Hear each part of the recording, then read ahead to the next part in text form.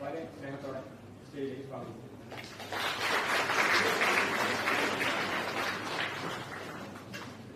Mace Alumni Association Secretary Dr. Suresh സ്റ്റേജിലേക്ക് സ്വാഗതം.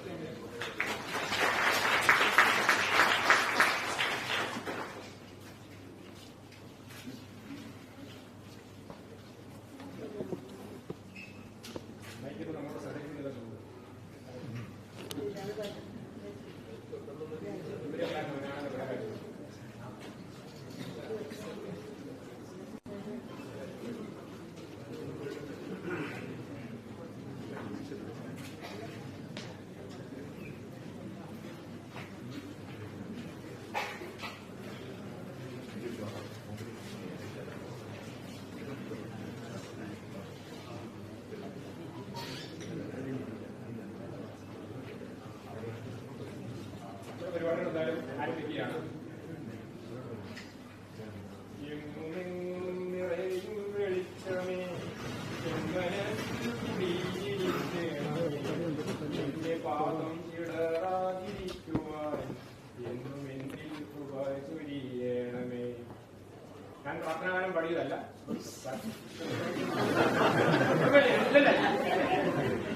നിൽക്കുക. കാരണം യഥാർത്ഥ പ്രാർത്ഥനാഗാനം മധ്യമായ ആരംഭിക്കുന്നതിന് നമ്മുടെ ബിബി ബോസ്, അന്ന മാത്യു, സിന്നു സാബു എന്നിവരെ സ്റ്റേജിലേക്ക് ക്ഷണിക്കുന്നു.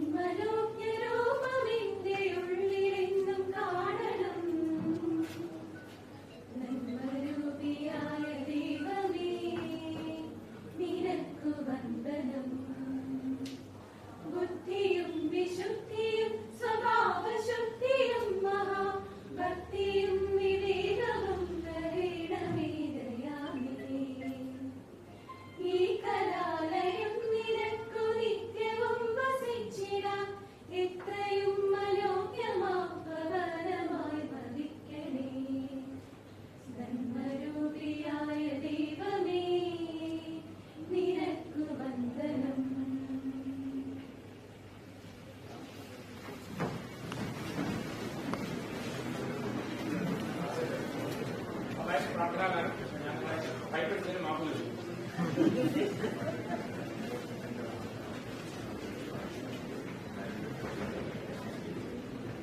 അടുത്തതായി സ്വാഗത പ്രസംഗമാണ്. സ്വാഗത പ്രസംഗം നടത്തുന്നത് നമ്മുടെ പ്രിയപ്പെട്ട ഞങ്ങളുടെ ബാച്ച്മേറ്റാണ്.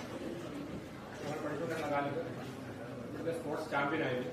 ഇപ്പൊ കാണുന്ന ആളൊന്നും ആയിരുന്നില്ല. ഞങ്ങൾ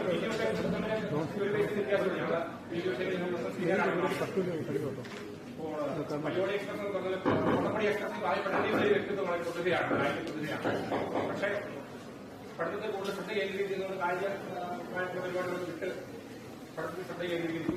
അതുകൊണ്ടെന്ന് വേണ്ടി ഇന്ത്യയുടെ കായിക രംഗത്തിനുണ്ടായ ഒരു നഷ്ടം നമ്മുടെ കോളേജിന് ലാഭമായിട്ട് പോയി. ഞാൻ പറയുന്നു, നിങ്ങളുടെ കോളേജിനെ പല വർഷങ്ങൾ ഉൾപ്പെടുത്തുന്നതിലേക്ക് നല്ല നേതൃത്വം കൊടുത്തു. അദ്ദേഹത്തെ ആഗ്രഹിക്കുന്നു.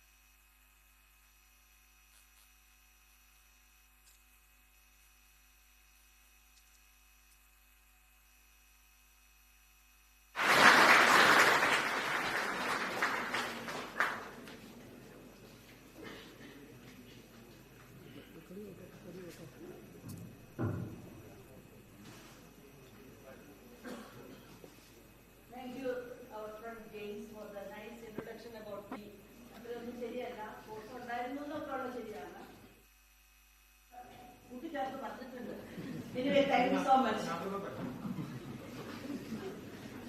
So good morning, one and all. Respected Secretary, MA College Association, Dr. Vinny Rogis, Principal Dr. Bose Matthew, most respected and honorable immediate was Chairman of ISRO, Dr. S. Somana, our batchmate and proud alumni of Mace, the VSSC Director, Dr. S. Unikrishnan, Parent Alumni Chapter Secretary, Dr. Jisport, our friend Mr. James, family members of Suresh, heads of various departments, other staff members, Mr. Abin Jijo and Miss Nikita Mold, and all my dear students. Good morning, one and all. It's a happy and proud moment to be back in my alma mater, where I was in different designations, as James was mentioning, as a student, faculty, and finally I retired as the principal of this college in 2019. I spent 39 years of my life in this college campus. I am also sad that 8 of our friends, batchmates, including Suresh, we usually call Suresh as upper of our batch. Anyway, we are able to remember them every year in the alma mater itself by this program. With all prayers to the departed soul, let me move on to the duty entrusted to me. A person with a great vision and good ideas to bring all the institutions of MA College Association or Centers of Excellence, Dr. Vinny Verghese, the Secretary of MA College Association. Sir is with us. When we invited Sir for the program, without any hesitation, he agreed to come us, and before time itself, Sir reached in his office. Generally, Sir come by 10 o'clock. Today, Sir came, I think, before 9:30 itself. So thank you so much for being with us. I welcome on behalf of all the batchmates and all those who are present here.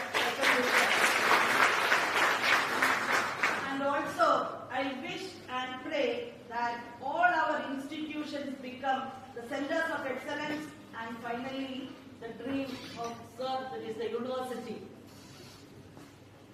Principal Dr. Bose Matthew is closely associating with our batch, and I think he knows many of us personally. From the moment we discussed about this program, he extended the wholehearted support for the arrangements. Also, without any hesitation, he agreed to join the program. Sir, on behalf of all our batchmates, with due respect, welcome you to this function. Next, we have an eminent personality who made our nation proud as our chief guest and distinguished speaker for the function, Dr. Somanath. He completed his 3 years tenure as the chairman of ISRO, and this period is hailed as one of the best in the history of ISRO. Successful Chandrayaan 3 mission, Aditi L1 launch. On this put Dr. Somanath as a leader who delivered, inspiring his team and nation.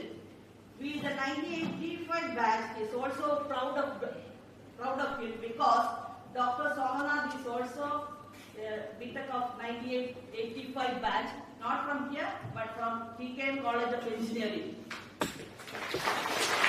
When we contacted him, without any doubt, he agreed to join the program.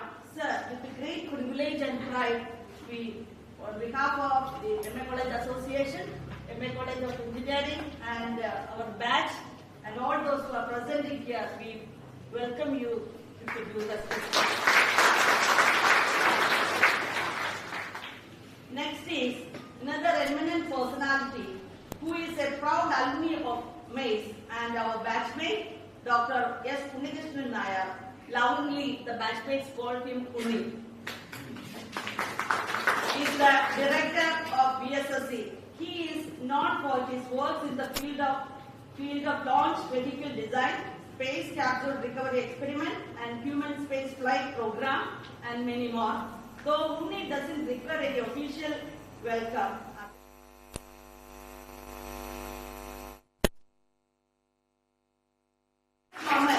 I wish to remember that the Mace 1985 batch and their family are very much grateful to these two batchmates because because of them only, we got an opportunity and privilege to witness a launch from Sriharikota with the VIP facility. The moment is so precious for each one of us and our family. Thank you so much for all the privileges you have given to us. Dr. Gisford, the dedicated secretary of the Parent Alumni Chapter, is always there with the helping hand to deal anything related to the alumni. This time also, after screening with the help of HODs and faculty advisors, he gave the names of the eligible students for the scholarship. On behalf of the batch, I welcome Dr. Gis to this function.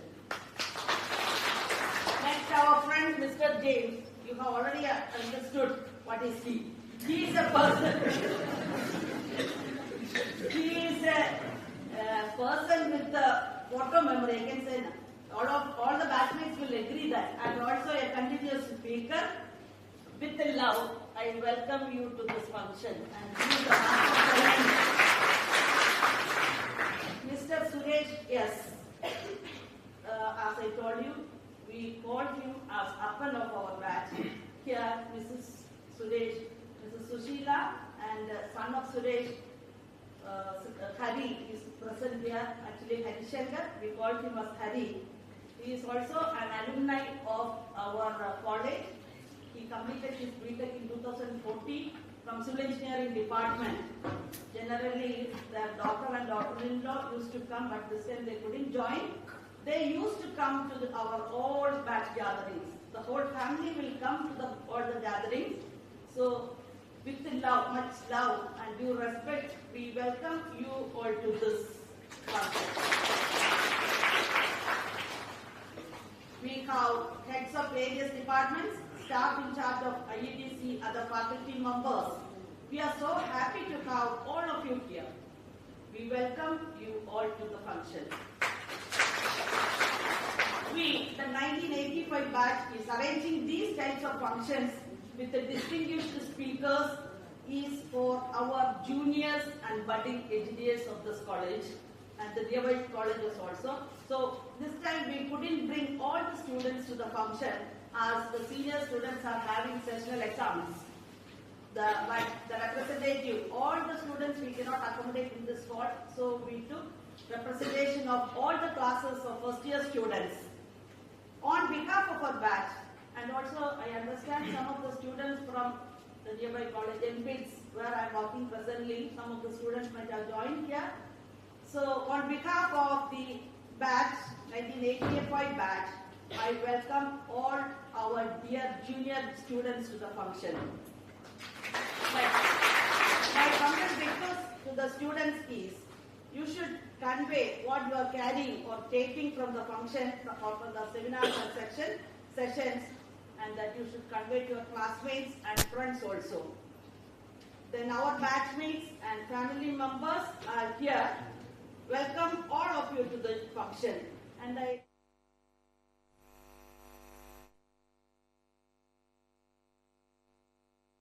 Abu Joseph, who was the group captain, will also join with us. Anyway, I'm not sure whether he will come or not. Anyway, he informed us he will be joining. So on behalf of all the batchmates, I welcome you. Then one more thing, to arrange this function, we all are away from the college. So to arrange this function, we got help from many of our faculty from this, of our batch. And one more thing, our batch, some coordinators work together under the leadership of our batch leader, Mr. Matthew Tavalam. We work together and with the help of the staff who are present, for example, Mr. Bybin Paul and the seminar board in charge, so many are involved in arranging the program. So since I won't be getting chance to give thanks to them and for taking the, while welcoming and giving this, taking this opportunity to thank all of them for all the supports and help you have rendered to us. Then, once again, I welcome all of you to this function. Thank you. Thank you so much.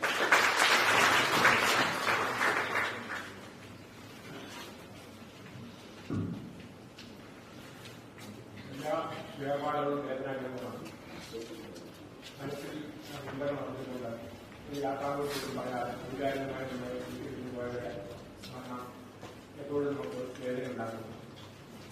അവർ തിരിച്ചു വന്നിരുന്നെങ്കിൽ നമ്മൾ പലപ്പോഴും ആഗ്രഹിക്കാറുണ്ട്.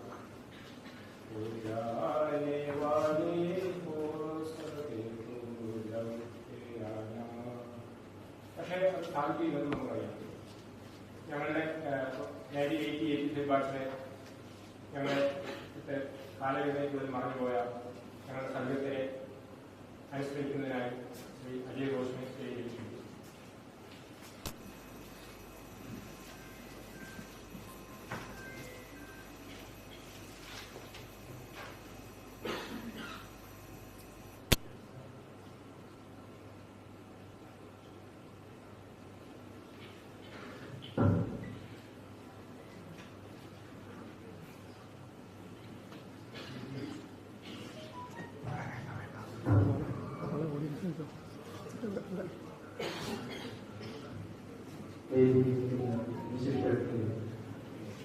സംഘത്തിലുള്ള ബഹുമാനരായ faculty വിദ്യാർത്ഥികൾ, നമ്മളിതൊരു നല്ല കാര്യം തുടങ്ങുമ്പോൾ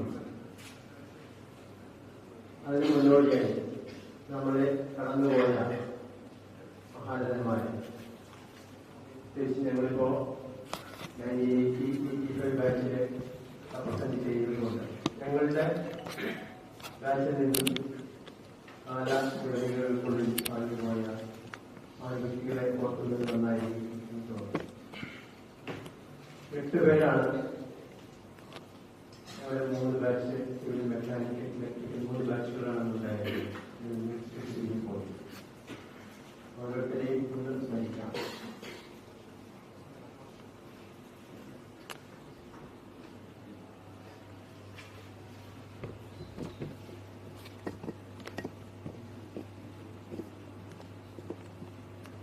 ആദ്യമായി ശ്രീ സുലൈമാൻ, അദ്ദേഹം ഇലക്ട്രിക്കൽ ഡിപ്പാർട്ട്മെന്റിലെ ബിടെക് പഠിച്ചതാണ്. ISR ചെയർമാൻ്റെ ഒപ്പം തന്നെ സ്കൂളിലും ഒന്നിച്ച് ഞങ്ങൾ പഠിച്ചതാണ്. സാമ്പത്തിക ബുദ്ധിമുട്ട് അദ്ദേഹത്തിന് ഉണ്ടായിരുന്നത് കൊണ്ട് ബിടെക് പഠനം വിജയകരമായി പൂർത്തീകരിക്കാൻ കഴിഞ്ഞിരുന്നില്ല. ചെറുപ്പത്തിൽ തന്നെ അദ്ദേഹത്തിന്റെ പിതാക്കളുണ്ട് മരിച്ചുപോയിരുന്നു. വാപ്പയാണ് നോക്കിയത്. പക്ഷെ അടുത്തതിന്റെ അവസാന കാലഘട്ടത്തിൽ അത്ര ഒരു സാമ്പത്തിക സഹായം കിട്ടാതെ പറഞ്ഞു. അങ്ങനെ കുറച്ച് മുടങ്ങിക്കൊണ്ടാണ്. തുടർന്ന് അദ്ദേഹം BA അറബി പഠിച്ചു. ഫസ്റ്റ് റാങ്കോടുകൂടി കേരള യൂണിവേഴ്സിറ്റിയിൽ നിന്ന് പാസ്സായി. MA അറബി അതിലും 1ാം റാങ്കോട് പാസ്സായി. മതാധ്യാപകനായി ജോലി ചെയ്യുകയായിരുന്നു. അദ്ദേഹത്തിന് വർണ്ണാന്തതയുണ്ടായിരുന്നു. രാത്രി സമയത്ത്, സന്ധ്യാസമയത്ത് വാഹനം ഓടിച്ചപ്പോൾ ഇയാൾ മറ്റൊരു വാഹനത്തിൽ ഇടിച്ച് അങ്ങനെ ഒരു അപകടമരണമാണ് അദ്ദേഹത്തിന് ഉണ്ടായത്. അദ്ദേഹത്തിന്റെ ഫാമിലി മാവുന്ന നെറ്റൂരിലാണ് ഒരു കുട്ടിയുണ്ട്. വളർന്ന് വലുതായി വിട്ടിട്ടായിട്ട്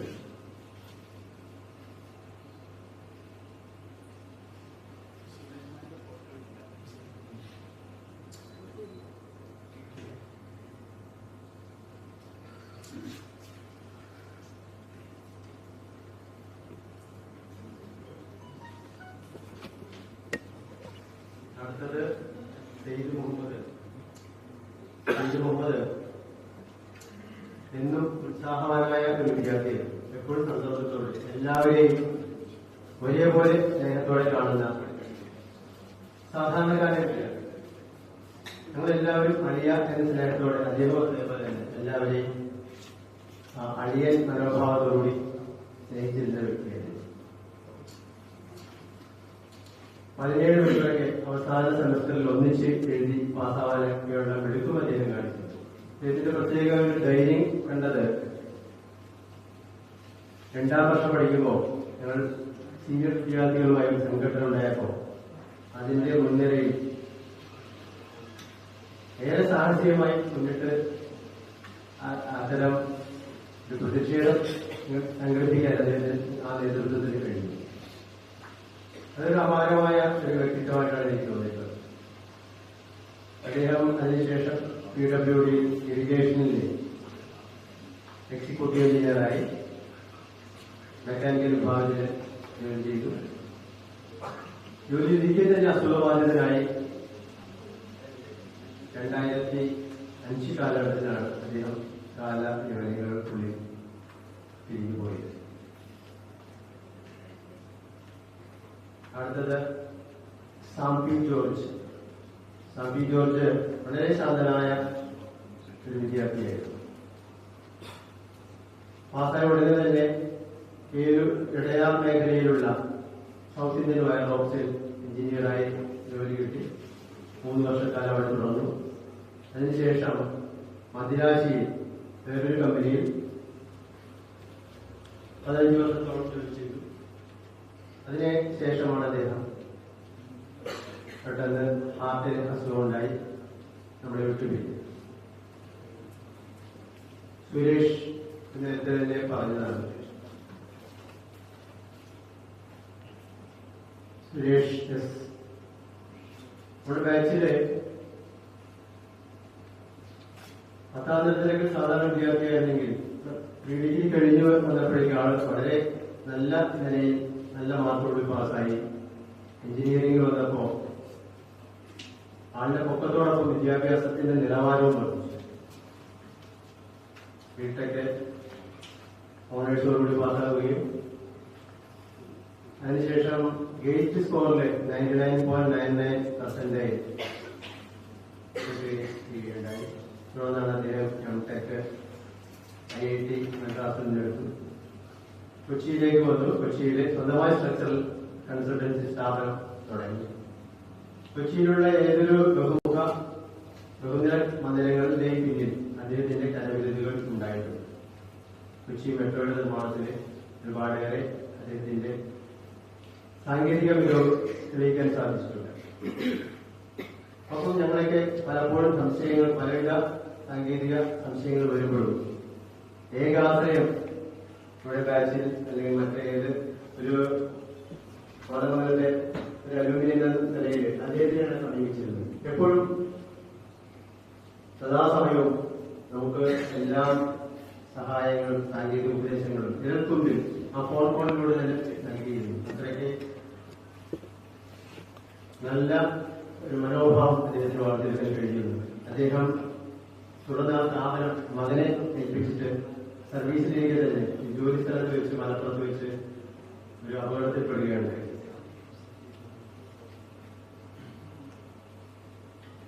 അടുത്തത് ആന്റണി റോഷിസ്. അദ്ദേഹം ഇലക്ട്രിക്കൽ വിഭാഗത്തില് ഉന്നത ഏരിയയിൽ തന്നെ പാസ്സായി വന്നു. എറണാകുളത്തെ ഒരു ആംഗ്ലോ ഇന്ത്യൻ ഫാമിലിയിൽ ഉന്നത പുരാതനമായ കുടുംബത്തിൽ ജനിച്ചു വളർന്നതാണ്. മലയാളം അറിയില്ലായിരുന്നു. അതൊക്കെ ഞങ്ങൾ ഒരുപാട് ഉപയോഗിച്ചു. എയർഫോഴ്സിൽ അദ്ദേഹം ഉന്നത നിലയിൽ ജോലി ചെയ്യുകയായിരുന്നു. ജോലിയിലേക്ക് യാത്ര ചെയ്തുകൊണ്ടിരിക്കുമ്പോൾ വാഹനത്തിലിരിക്കുകയാണ് ഹൃദയസ്തംഭനം ഉണ്ടായത്. ട്രാഫിക് ജംഗ്ഷനിൽ വെച്ചിട്ട് ആയിരുന്നു. അദ്ദേഹത്തിന്റെ അനുജൻ ഇപ്പോ ഹൈക്കോടതിയിൽ ജഡ്ജിയാണ്.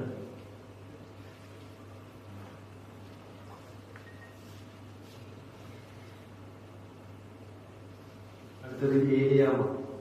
സിവിൽ വിഭാഗത്തിൽ തന്നെ വളരെ ശാന്ത മനസ്സുള്ള കുട്ടിയായിരുന്നു. വിദ്യാഭ്യാസത്തിന് ശേഷം മൂവാറ്റുപുഴയിൽ ചെറുകിട വ്യവസായം തുടങ്ങി.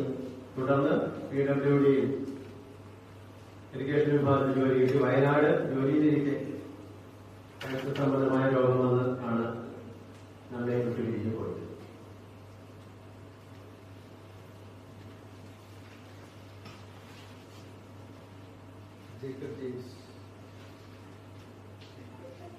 ജേക്കബ് ജെയിംസ്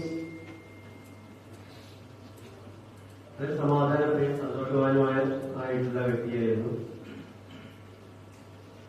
അദ്ദേഹം ഡേ സ്കോളറായിരുന്നു. ഹോസ്റ്റലിൽ താമസിച്ചിട്ടില്ല. വിദ്യാഭ്യാസത്തിന് ശേഷം സ്വന്തം പിതാവിനെ പോലെ തന്നെ സ്വന്തം പിതാവ് HMD-യിലായിരുന്നെങ്കിൽ അദ്ദേഹം ഫ്രീഡം ടയേഴ്സിൽ എഞ്ചിനീയറായി ജോലിയിൽ പ്രവേശിച്ചു. അതിനുശേഷം അപ്പോളോ ടയേഴ്സിലായി. ഒരുപാട് സാമൂഹ്യ സേവനങ്ങൾ ചെയ്തു വരുന്ന വ്യക്തിയായിരുന്നു. സർവീസിലിരിക്കെ അദ്ദേഹത്തിന് അസുഖം വന്നു. അതിനെ തുടർന്ന് രക്തസംബന്ധമായ രോഗമായിരുന്നു. അതിനെ തുടർന്ന് ആ ജോലി BRS എടുത്ത് മാറി നിൽക്കേണ്ടി വന്നു. പിന്നീട് കൊച്ചി യൂണിവേഴ്സിറ്റിയിലെ ഫാക്കൽറ്റി ഗസ്റ്റ് ലെക്ചറായി കുറച്ച് നാൾ വർക്ക് ചെയ്തു. അങ്ങനെ ഇരിക്കുന്ന കാലഘട്ടത്തിലാണ് അദ്ദേഹത്തിന്റെ അസുഖം മോചിച്ച് അദ്ദേഹം നമ്മളെ ഇവിടെ പറയുന്നത്. PG സുരേഷ് സിവിൽ വിഭാഗത്തിലെ നല്ല ഒരു വിദ്യാർത്ഥിയായിരുന്നു. കൊല്ലത്താണ് താമസം. അദ്ദേഹം PWD സിവിൽ വിഭാഗത്തിലെ ചീഫ് എഞ്ചിനീയറായി റിട്ടയറായി 1 വർഷത്തിലും തന്നെ അദ്ദേഹം സംബന്ധമായ അസുഖത്തോടെ നമ്മെ വിട്ടു പോകേണ്ടി വന്നു.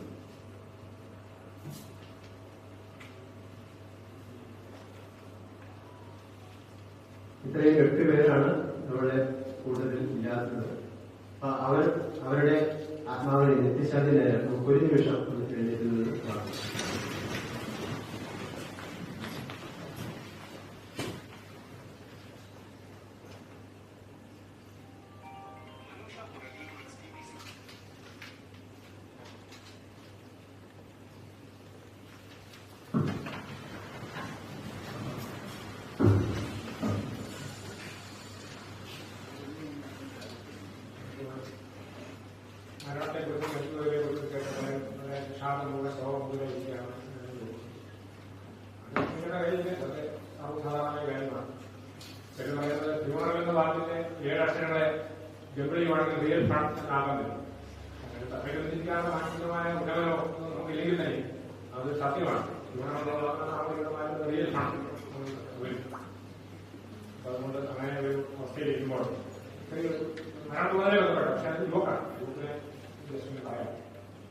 അതായത് 3 വ്യക്തികൾ, ഒരു മലയാളി, ഒരു ബംഗാളി, ഒരു പഞ്ചാബി, ഇവർ 3 പേരും മരിച്ച്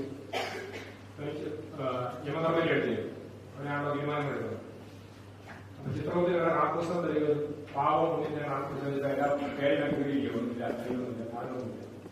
ഇവരെ പുറത്തോട്ടുള്ള തരത്തിലോട്ടുള്ള സംശയം. അപ്പം ഈ ചിത്രത്തിൽ പണ്ട് ശാപം പുള്ളിക്ക് ശാപം കിട്ടി. മനുഷ്യനായിട്ട് കേരളത്തിൽ നിന്ന് ജയിച്ചതാണ്. കുറച്ച് ഗണമുള്ള അനുഭവങ്ങളൊക്കെ ഉണ്ടായിരുന്നു. ചുരുക്കുള്ളിൽ മലയാളിയോട് കിടന്നു. പുള്ളി തീരുമാനിച്ചു മലയാളി ഇതിന്റെ നഗരത്തിൽ വിടണം എന്ന് തീരുമാനിച്ചു. അവരോട് ചോദിച്ചത് ഇവിടെ പാവത്തിന്റെ ഇഷ്ടം നിൽക്കും, എങ്ങനെയാണ് ഇവിടെ സ്വന്തം നഗരം തീരുമാനിക്കുന്നത്? ഭൂമിയിലെല്ലാം ഇന്റർവ്യൂ നടത്തില്ല തീരുമാനിക്കുന്നത്. ഇന്റർവ്യൂ നടത്തിയ കാര്യങ്ങൾ തീരുമാനമുണ്ട്, എങ്ങനെ കഴിപ്പെടുത്തുന്നത് ഭൂമിയായിട്ടുണ്ട്. ചിത്രകൂട്ടൻ ബംഗാളിയുടെ ഇംഗ്ലീഷാണ്. What is the meaning of body? B-O-Y. Very good. Punjabi, what is the meaning of cat?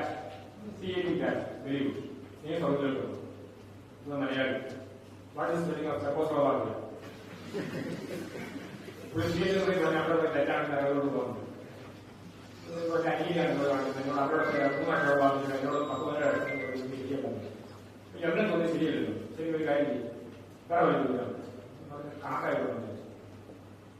ബംഗാളിയോട് ചോദിച്ചു രണ്ടിന്റെ ഘോരപ്പട്ടികയില്ല. സ്വർഗത്തിലോട്ട് പോകും. അടുത്തത് പഞ്ചാബിയോട്, അവനോട് 3ൻ്റെ ചോദിച്ചു. അവൻ പറഞ്ഞു 3 1 സാർ 3 3 2 സാർ 6. മലയാളി 29ൻ്റെ ഗുണനപ്പട്ടിക. പുള്ളി 29 1 29 29 2 58 29 3 87 അവിടെ കൊണ്ട് നിന്ന് പിന്നെ അങ്ങോട്ട് പോകുന്നില്ല. പുള്ളി യമനോട് പറഞ്ഞു വ്യക്തമായ അനീതിയാണ് എന്നോട് നടന്നുകൊണ്ടിരിക്കുന്നത്. ഇവരോടൊക്കെ ഇങ്ങനത്തെ ഈസിയായിട്ട് ചോദിക്കുന്നത് ഇത് എനിക്കിട്ട് പണി തരാൻ വേണ്ടിയുള്ള പരിപാടിയാണെന്ന് പറഞ്ഞു. അപ്പോൾ യമനും തോന്നി വളരെ തികച്ചും അന്യായമാണ്. യമൻ പറഞ്ഞു ഇനി ഒന്നും ചോദിക്കേണ്ട, മലയാളി എന്ത് ആഗ്രഹിക്കുന്നു ആ സബ്ജക്റ്റിൽ മാത്രമേ ഇൻ്റർവ്യൂ നടത്താവുള്ളൂ, അതനുസരിച്ച് കാര്യങ്ങൾ തീരുമാനിച്ചാണ്, ദാറ്റ് ഈസ് ഫൈനൽ. ചിത്രഗുപ്തന് വേറെ മാർഗ്ഗമൊന്നുമില്ല. ചിത്രഗുപ്തൻ മലയാളിയോട് എന്ത് വിഷയത്തിലാണ് ഞാൻ ചോദിക്കേണ്ടതെന്ന് പറഞ്ഞു. മലയാളി പറഞ്ഞു ഞാൻ ഹിസ്റ്ററി PhD ആണ്, ഹിസ്റ്ററിയിലുള്ള എന്ത് കാര്യങ്ങളും ചോദിച്ചു, എന്നോട് ചോദിക്കുന്നതിനോട് ബന്ധപ്പെട്ട ചോദ്യം ഇവരോടും ചോദിക്കാവുള്ളൂ, അങ്ങനെ അവരെ തന്നെ അങ്ങോട്ട് സ്വർഗത്തിലോട്ട് വരേണ്ട കാര്യമില്ലെന്ന്. ഓ ശരി. പഞ്ചാബി വിളിച്ച് ചോദിച്ചു ജാലിയൻ വാലാബാഗ് സംഭവം നടന്നതെന്ന്. പുള്ളി പറയാം എൻ്റെ നാട്ടിൽ നടന്ന സംഭവം എനിക്കറിയാം, 1919 ഏപ്രിൽ 13. Very good. അടുത്ത ബംഗാളിയോട് ചോദിച്ചു അതിൽ എത്ര പേര് മരിച്ചുപോയി? 483 പേര് മരിച്ചു. അതും വളരെ കറക്റ്റാണ്. മലയാളിയോട് ചോദിച്ചു നീയല്ല ഹിസ്റ്ററി PhD, ആ 483 പേരുടെയും പേര് പറയുക. ഒരു രക്ഷയില്ല. അവസാനം അൾട്ടിമേറ്റ്ലി ചിത്രകൂത്തിന് ഉദ്ദേശിച്ചതിന് നടന്നു. മലയാളി നരകത്തിലേക്ക് പോകേണ്ടതായിട്ട് വന്നു. ഓക്കെ, അത് ജസ്റ്റ് ഒന്ന് പറഞ്ഞെന്നുള്ളത് മാത്രമേ ഉള്ളൂ.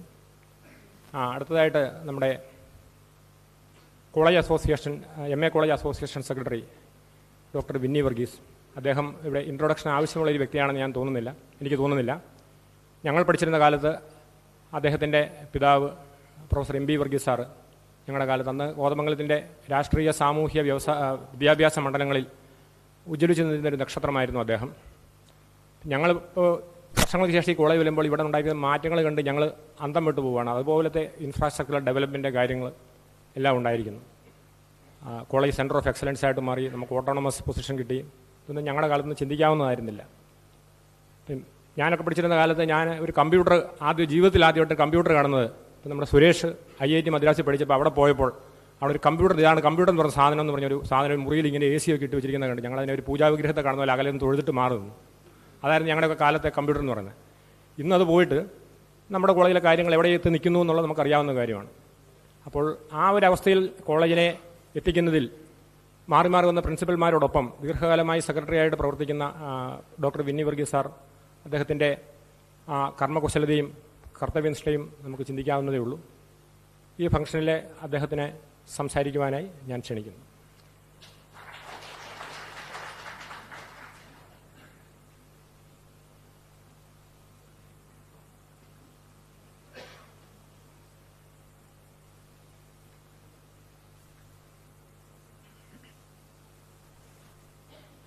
ഇന്നത്തെ വിശിഷ്ടാതിഥി ഡോക്ടർ സോമനാഥ് 1985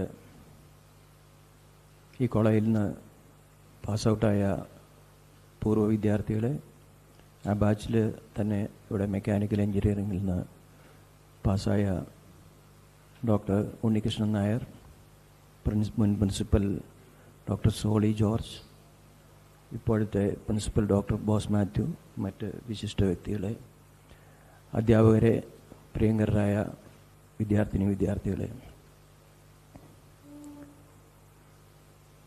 തങ്ങളുടെ ബാച്ചിൽ നിന്ന് വിട്ടുപിരിഞ്ഞ കൂട്ടുകാരെ ഓർമ്മിക്കുന്നതിനും അതിൽ മറ്റുള്ളവർക്ക് ഏറെ സഹായങ്ങൾ നൽകിയിരുന്ന ശ്രീ സുരേഷിൻ്റെ ഓർമ്മയ്ക്ക് വേണ്ടി ഒരു എൻഡോവ്മെൻ്റ് ഏർപ്പെടുത്തുകയും ചെയ്ത 1985 ബാച്ചിലെ പൂർവ്വ വിദ്യാർത്ഥികളെ ഞാൻ അഭിനന്ദിക്കുന്നു. അതോടൊപ്പം ഈ ബാച്ചിൽ നിന്ന്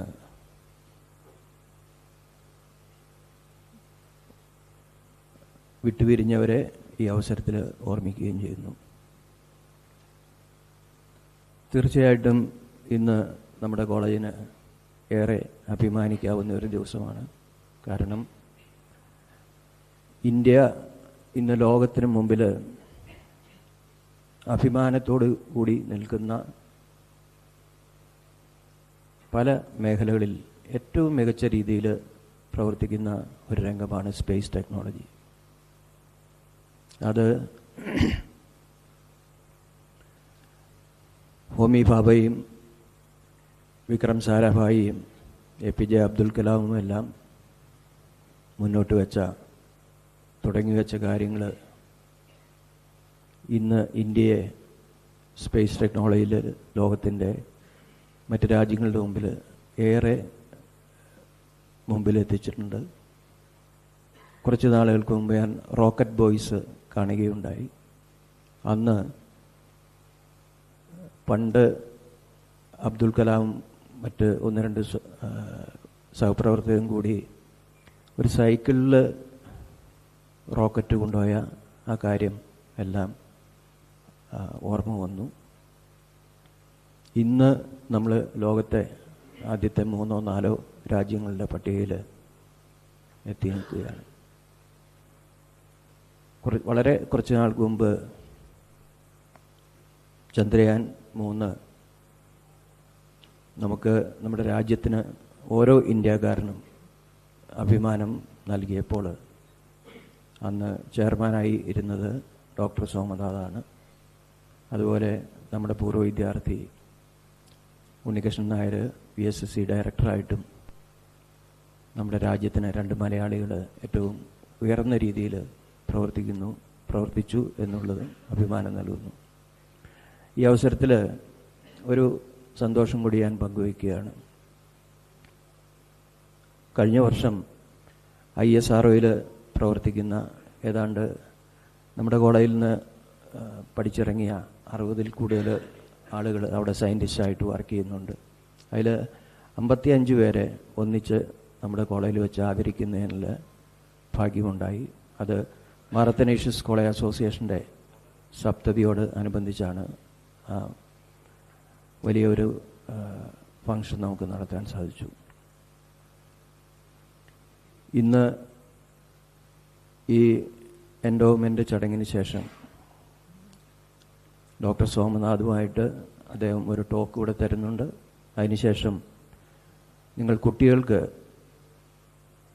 സ്പേസ് ടെക്നോളജിയിലെ സാധ്യതകൾ, അതുപോലെ അതിനകത്തുള്ള ഓൺട്രപ്രീനർഷിപ്പ് സാധ്യതകൾ, അതെല്ലാം അദ്ദേഹവുമായിട്ട് നേരിട്ട് സംസാരിക്കാവുന്നതാണ്.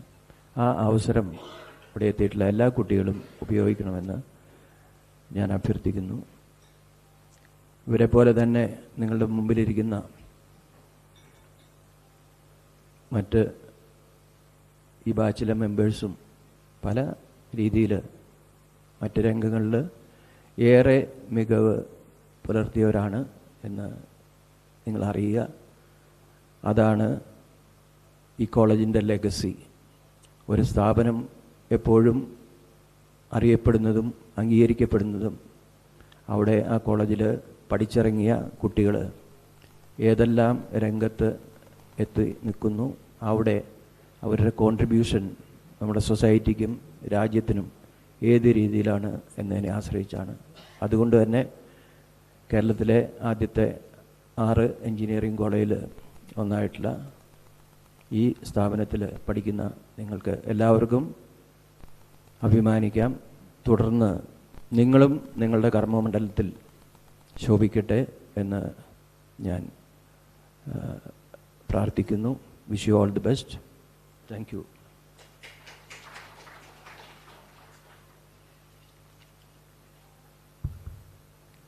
പ്രിയപ്പെട്ടവരെ, അടുത്തതായിട്ട് നമുക്കെല്ലാവർക്കും അറിയാവുന്നതുപോലെ ഭാരതീയ ബഹിരാകാശ ഗവേഷണ സംഘടനയുടെ ഇപ്പോൾ മാത്രം വിരമിച്ച ഡോക്ടർ എസ് സോമനാഥ്, അദ്ദേഹത്തിന് ഒരു ഇൻട്രൊഡക്ഷൻ്റെ ആവശ്യമൊന്നുമില്ല. ഒരു ഇൻട്രൊഡക്ഷനും ഇല്ലാതെ തന്നെ ഈ ഇന്ത്യ മഹാരാജ്യത്ത് ശാസ്ത്രബോധവും ശാസ്ത്ര കൗതുകവുമുള്ള ഏതൊരു വ്യക്തിക്കും സുപരിചിതമായ ഒരു നാമമായി അദ്ദേഹം ISROയുടെ 10ാമത്തെ ചെയർമാനായി 3 വർഷം 2022 മുതൽ 2025 ജനുവരി വരെയുള്ള 3 വർഷക്കാലം ISRO എന്ന ഒരു സംഘടനയെ, ആ ഒരു ഗവേഷണ സ്ഥാപനത്തെ ഇത്രയും ജനകീയമാക്കിയ വേറൊരു ISRO ചെയർമാനില്ലെന്ന് നമുക്ക് നിസ്സംശയം പറയാൻ സാധിക്കും. ഇതിനു മുമ്പിൽ പല ISRO ചെയർമാന്മാരുണ്ടായിരുന്നു, പലതും അവിടെ നടക്കുന്നു, എന്തൊക്കെയോ നടക്കുന്നു. അത് അവിടെയുള്ള ശാസ്ത്രജ്ഞന്മാർക്ക് മാത്രം അറിവുള്ളതും ചില കാര്യങ്ങൾ പത്രത്തിലേക്ക് വരുന്ന കാര്യം നമ്മൾ പറയുന്നു എന്നുള്ളതല്ലാതെ ഒന്നുമില്ല. പക്ഷേ ഈ ഒരു പർട്ടിക്കുലർ സാഹചര്യത്തിൽ, ഈ ഇദ്ദേഹത്തിൻ്റെ കേസിൽ ഈ 3 കൊല്ലം നമ്മുടെ രാജ്യം ബഹിരാകാശ ഗവേഷണ രംഗത്ത് ഏത് നിലയിൽ എത്തിച്ചേർന്നു, എവിടെയാണ് നമ്മൾ നിൽക്കുന്നത്, നമ്മുടെ ഇനിയുള്ള പ്ലാനുകൾ എന്താണ്, ഇങ്ങനെയുള്ള എല്ലാ കാര്യങ്ങളെയും ജനകീയവൽക്കരിക്കുന്നതിൽ, അതായത് നമുക്കെല്ലാവർക്കും നമ്മുടെ രാജ്യത്ത് നടക്കുന്ന ഈ ബഹിരാകാശ രംഗത്ത് നടക്കുന്ന ഈ കാര്യങ്ങളെക്കുറിച്ചൊരു അവയർനെസ്, ഒരവബോധം നൽകുന്നതിനും അങ്ങനെ നമ്മളിൽ ആത്മാഭിമാനം ഉണർത്തുന്നതിനും ISRO ചെയർമാൻ എന്നുള്ള നിലയ്ക്ക് ഡോക്ടർ സോമനാഥ് ചെയ്തിട്ടുള്ള സേവനങ്ങളെക്കുറിച്ച് ഞാൻ പ്രത്യേകിച്ചൊന്നും പറയേണ്ടതായ ആവശ്യമില്ല. അദ്ദേഹത്തിൻ്റെ കാലത്ത് നടന്ന എല്ലാ കാര്യങ്ങളും, ചന്ദ്രയാൻ, മംഗൾയാൻ, പല കാര്യങ്ങളുണ്ട്. അതെല്ലാം പറയാൻ ഞാൻ മുതിരുന്നില്ല. അതിന് കാരണം ഞാനൊരു ശാസ്ത്ര അജ്ഞനായതുകൊണ്ടാണ്, ശാസ്ത്രത്തെക്കുറിച്ച് അജ്ഞനായതുകൊണ്ടാണ് ഞാൻ അതിന് അത്രയധികം പറയാത്തത്. എനിക്ക് അത്ര വലിയ അറിവൊന്നുമില്ല അതിനെക്കുറിച്ച് പറയാനായിട്ട്. അപ്പോൾ അദ്ദേഹത്തെ പ്രത്യേകിച്ച് ഇൻട്രൊഡക്ഷൻ്റെ ആവശ്യമില്ല. ഡോക്ടർ സോളി ഓൾറെഡി ഇൻട്രൊഡ്യൂസ് ചെയ്തതാണ്. എങ്കിലും അദ്ദേഹവുമായിട്ട് നേരിട്ട് ഇൻട്രാക്ട് ചെയ്യാൻ ശ്രീഹരിക്കോട്ടയിലെ സോളി പറഞ്ഞതുപോലെ വിക്ഷേപണത്തിന് ഞങ്ങൾ ഞങ്ങൾ പോയിരുന്നപ്പോൾ അദ്ദേഹവുമായിട്ട് സംസാരിക്കാനും സമ്മതിക്കാനൊരു ഭാഗ്യമുണ്ടായി. അദ്ദേഹം നമ്മുടെ ഈ കോളേജിലെ ബാച്ച്മേറ്റ് അല്ലെങ്കിൽ തന്നെയും ഞങ്ങളുടെ വർഷം തന്നെ പാസ്സായ, കൊല്ലത്ത് TK എഞ്ചിനീയറിംഗ് കോളേജിൽ നിന്ന് പാസ്സായതെന്നുള്ളത് ഞങ്ങൾ വളരെ അഭിമാനത്തോടെ കാണുന്ന ഒരു കാര്യമാണ്. ഡോക്ടർ സോമനാഥിനെ പൊന്നാട അണിയിക്ക് ആദരിക്കുന്ന ചടങ്ങാണ്. അതിനായി അസോസിയേഷൻ സെക്രട്ടറി ഡോക്ടർ വിന്നി വർഗീസിനെ ക്ഷണിക്കുന്നു.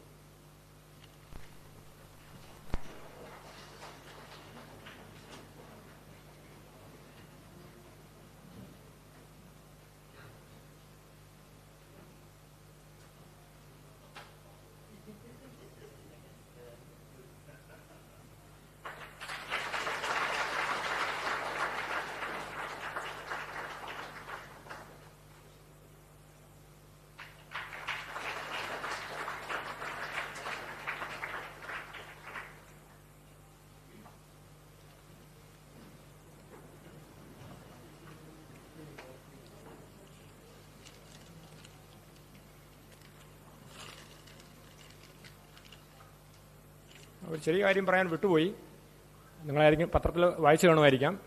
ഡോക്ടർ സോമനാഥിനെ ആന്ധ്ര ഗവൺമെൻറ്റിൻ്റെ 4 ഉപദേഷ്ടാക്കൾ ഒരാളായിട്ട് നിയമിച്ചിട്ടുണ്ട്. അത് പത്രത്തിൽ വന്നിരുന്നു. അതിനെ പലരും അറിഞ്ഞാണെന്ന് വിചാരിക്കുന്നു. അദ്ദേഹത്തിൻ്റെ സേവന മികവിനും അദ്ദേഹം രാഷ്ട്രത്തിന് നൽകിയ സംഭാവനകൾക്കുള്ള അറ്റ്ലീസ്റ്റ് ഒരു സംസ്ഥാനം നൽകിയ ഒരു അംഗീകാരമായിട്ട് നമ്മളതിനെ കണക്കാക്കണം. ഓക്കെ, അടുത്തതായിട്ട് നമ്മുടെ പ്രിൻസിപ്പലിൻ്റെ കാര്യം പറഞ്ഞപ്പോൾ ഒരു കാര്യം ജസ്റ്റ് ഓർമ്മ വന്നത്, നമ്മുടെ കോളേജല്ല, വേറൊരു കോളേജിൽ നമ്മുടെ കോളേജല്ല, അപ്പോൾ പണ്ട് നടന്ന സംഭവം. പണ്ടൊരു കോളേജിൽ ഒരു പരീക്ഷ, നമ്മുടെ ക്ലാസ് പരീക്ഷ ഉണ്ടല്ലോ. അപ്പോൾ ഒരു തിങ്കളാഴ്ച ഒരു പരീക്ഷ നടക്കണം. മെക്കാനിക്കൽ എഞ്ചിനീയറിംഗിൻ്റെ സ്റ്റുഡൻസാണ് പരീക്ഷ നടക്കണം. അപ്പോൾ അവിടെ 4 സ്റ്റുഡൻസ് ഉണ്ട്. നല്ലപോലെ പഠിക്കുന്ന പിള്ളേരാണ്, എന്നെപ്പോലെ അല്ല, നല്ലപോലെ പഠിക്കുന്നവരാണ്. അപ്പോൾ ഏത് പരീക്ഷ എഴുതിയാലും അവർ കണ്ണും പൂടി അവർക്ക് ജയിക്കാൻ പറ്റും, ഉറപ്പാണ്. പക്ഷേ ഗതികേടിന് ഞായറാഴ്ച ഇവരുടെ വേറൊരു സുഹൃത്തിൻ്റെ ബർത്ത്ഡേ ഫംഗ്ഷൻ ഉണ്ടായിരുന്നു. അവിടെ അവർ പോയി ഇച്ചിരി മദ്യപാനം നടത്തി അങ്ങ് തളർന്നുപോയി, കിടന്നുറങ്ങി. ഒരു സാധാരണ കോളേജിൽ നിന്ന് ഇച്ചിരി ദൂരെ ആണ് താമസിക്കുന്നത്. അപ്പോൾ അവർക്ക് ഒരുപാട് കാറുണ്ട്. ആ കാറിലാണ് അവർ 4 പേര് സ്ഥിരമായിട്ട് കോളേജിൽ വന്നുകൊണ്ടിരിക്കുന്നത്. അപ്പോൾ ഒരു ഉറങ്ങിപ്പോയി. എന്തായാലും നേരം വെളുത്ത് 10 മണിക്കാണ് പരീക്ഷ ആരംഭിക്കുന്നത്, 10 മുതൽ 12 വരെ. ഇവർ എഴുന്നേരപ്പം 11:30 എന്തായാലും കഷ്ടപ്പെട്ട് ഓടി ചെന്നറിയാം, പരീക്ഷ കഴിഞ്ഞെന്നറിയാം. എങ്കിലും ചെന്നിട്ട് മെക്കാനിക്കലിൻ്റെ HOD പറഞ്ഞു, സാർ ഒരു അബദ്ധം പറ്റിപ്പോയി, ഞങ്ങളുടെ കാർ പഞ്ചറായിപ്പോയി. ഞങ്ങൾ കഷ്ടപ്പെട്ട് ഞങ്ങൾ 4 പേരും പലതരത്തിൽ ശ്രമിച്ചു, പക്ഷേ നടന്നില്ല. അതുകൊണ്ട് ഒത്തിരി താമസിച്ച് പോയി. അൾട്ടിമേറ്റ്ലി ഞങ്ങൾ ചെയ്തു, കാറിൻ്റെ പഞ്ചറൊക്കെ ശരിയാക്കി ഞങ്ങൾ വന്നു. അതുകൊണ്ട് താമസിച്ച് പോയതാണ്. ഞങ്ങൾക്കറിയാം ഇനി പരീക്ഷ എഴുതാൻ പറ്റില്ലെന്ന്. ഞങ്ങളുടെ അപേക്ഷ ദയവായിട്ട് ഞങ്ങൾക്ക് ഒരു ചാൻസ് കൂടെ തരണം ആ പരീക്ഷ എഴുതാൻ വേണ്ടി നാളെ പറഞ്ഞ് പ്രിൻസിപ്പലിനോട് പറഞ്ഞു. പ്രിൻസിപ്പലിനെ അത് ചെയ്യാൻ പറ്റുള്ളൂ എന്ന് പറഞ്ഞു. ഓക്കെ, പ്രിൻസിപ്പലിനോട് പറഞ്ഞു. പ്രിൻസിപ്പൽ പറഞ്ഞു, നിങ്ങളുടെ വിഷമം എനിക്ക് മനസ്സിലാകുന്നുണ്ട്, നിങ്ങൾ നല്ലപോലെ പഠിക്കുന്ന പിള്ളേരാണ്, എനിക്ക് പിടികിട്ടി, ഒരു കുഴപ്പമില്ല, നാളെ നിങ്ങൾക്ക് പരീക്ഷ നടത്താം, നിങ്ങൾക്ക് വേണ്ടി നിങ്ങൾക്ക് 4 പേർക്ക് മാത്രം പരീക്ഷ സെപ്പറേറ്റ് നടത്താം. അവർ പറയും, വേണ്ട ഞങ്ങൾക്ക് ഇന്ന് തന്നെ നടത്തിക്കും, ഒരു കുഴപ്പമില്ല. അല്ല വേണ്ട, നാളെ നിങ്ങൾക്ക് പഠിക്കാനൊക്കെ ഉള്ളൂ, നിങ്ങൾ നല്ലപോലെ പഠിച്ചിട്ട് നാളെ പരീക്ഷ എഴുതാൻ മതി. പോയി ആയിക്കോട്ടെ എന്ന് പറഞ്ഞു. പിറ്റേ ദിവസം ഒരു പരീക്ഷയ്ക്ക് വേണ്ടി വന്ന് 4 പേര്, അവർക്കറിയാം അവരെങ്ങനെ എഴുതിയാലും അവർ ജയിക്കുന്നുള്ളവർക്ക് അറിയാം, പ്രത്യേകിച്ച് പഠിക്കേണ്ട കാര്യമൊന്നുമില്ല. വന്നപ്പോൾ പ്രിൻസിപ്പൾ പറഞ്ഞു, നിങ്ങളുടെ പരീക്ഷ നിങ്ങൾ 4 പേരും 4 മുറിയിലെടുത്താണ് പരീക്ഷ നടത്താൻ പോകുന്നത്. അവരിപ്പോൾ 4 മുറിയിൽ 40 മുറി എടുത്താലും അവർക്ക് പ്രശ്നമൊന്നുമില്ല, അവർക്ക് എന്തായാലും പരീക്ഷ ജയിക്കാമെന്ന് അവർക്ക് ഉറപ്പുണ്ട്. ഇവരെ 4 പേരെ ഒരു മുറിയിൽ കൊണ്ടിരുത്തി അവരുടെ കയ്യിൽ ചോദ്യപേപ്പർ കൊടുത്തു. ചോദ്യപേപ്പറിലെ ഒരു ഒബ്ജക്റ്റീവ് ടൈപ്പ് ക്വസ്റ്റ്യൻ മാത്രമേ ഉള്ളൂ. ചോദ്യം നമ്പർ 1 ആ ഒരു ഇതേ ഉള്ളൂ. നിങ്ങളുടെ കാറിൻ്റെ ഏത് ടയറാണ് പഞ്ചറായത്? Option A front left, option B front right, option C rear left, option D rear right. ഇതിന് ഉത്തരം മാത്രം എഴുതിയാൽ മതി. പറയാമല്ലോ അവരുടെ ഗതി എന്തായെന്നുള്ളത്. 4 പേര് 4 ഉത്തരമാണ് എഴുതിയത്, അവരുടെ കാര്യം തീർന്നു. നമ്മുടെ പ്രിൻസിപ്പൾ അങ്ങനെയുള്ള പ്രിൻസിപ്പൾ അല്ല, നമുക്ക് അറിയത്തില്ല, നമ്മുടെ പ്രിൻസിപ്പളിനെ കുറിച്ച് അറിയത്തില്ല. അപ്പോൾ നമ്മുടെ പ്രിൻസിപ്പളിനെ ഡോക്ടർ ബോസ് മാത്യുവിനെ അദ്ദേഹത്തിൻ്റെ അഡ്രസ്സിലേക്ക് കൊണ്ട് ക്ഷണിക്കുന്നു.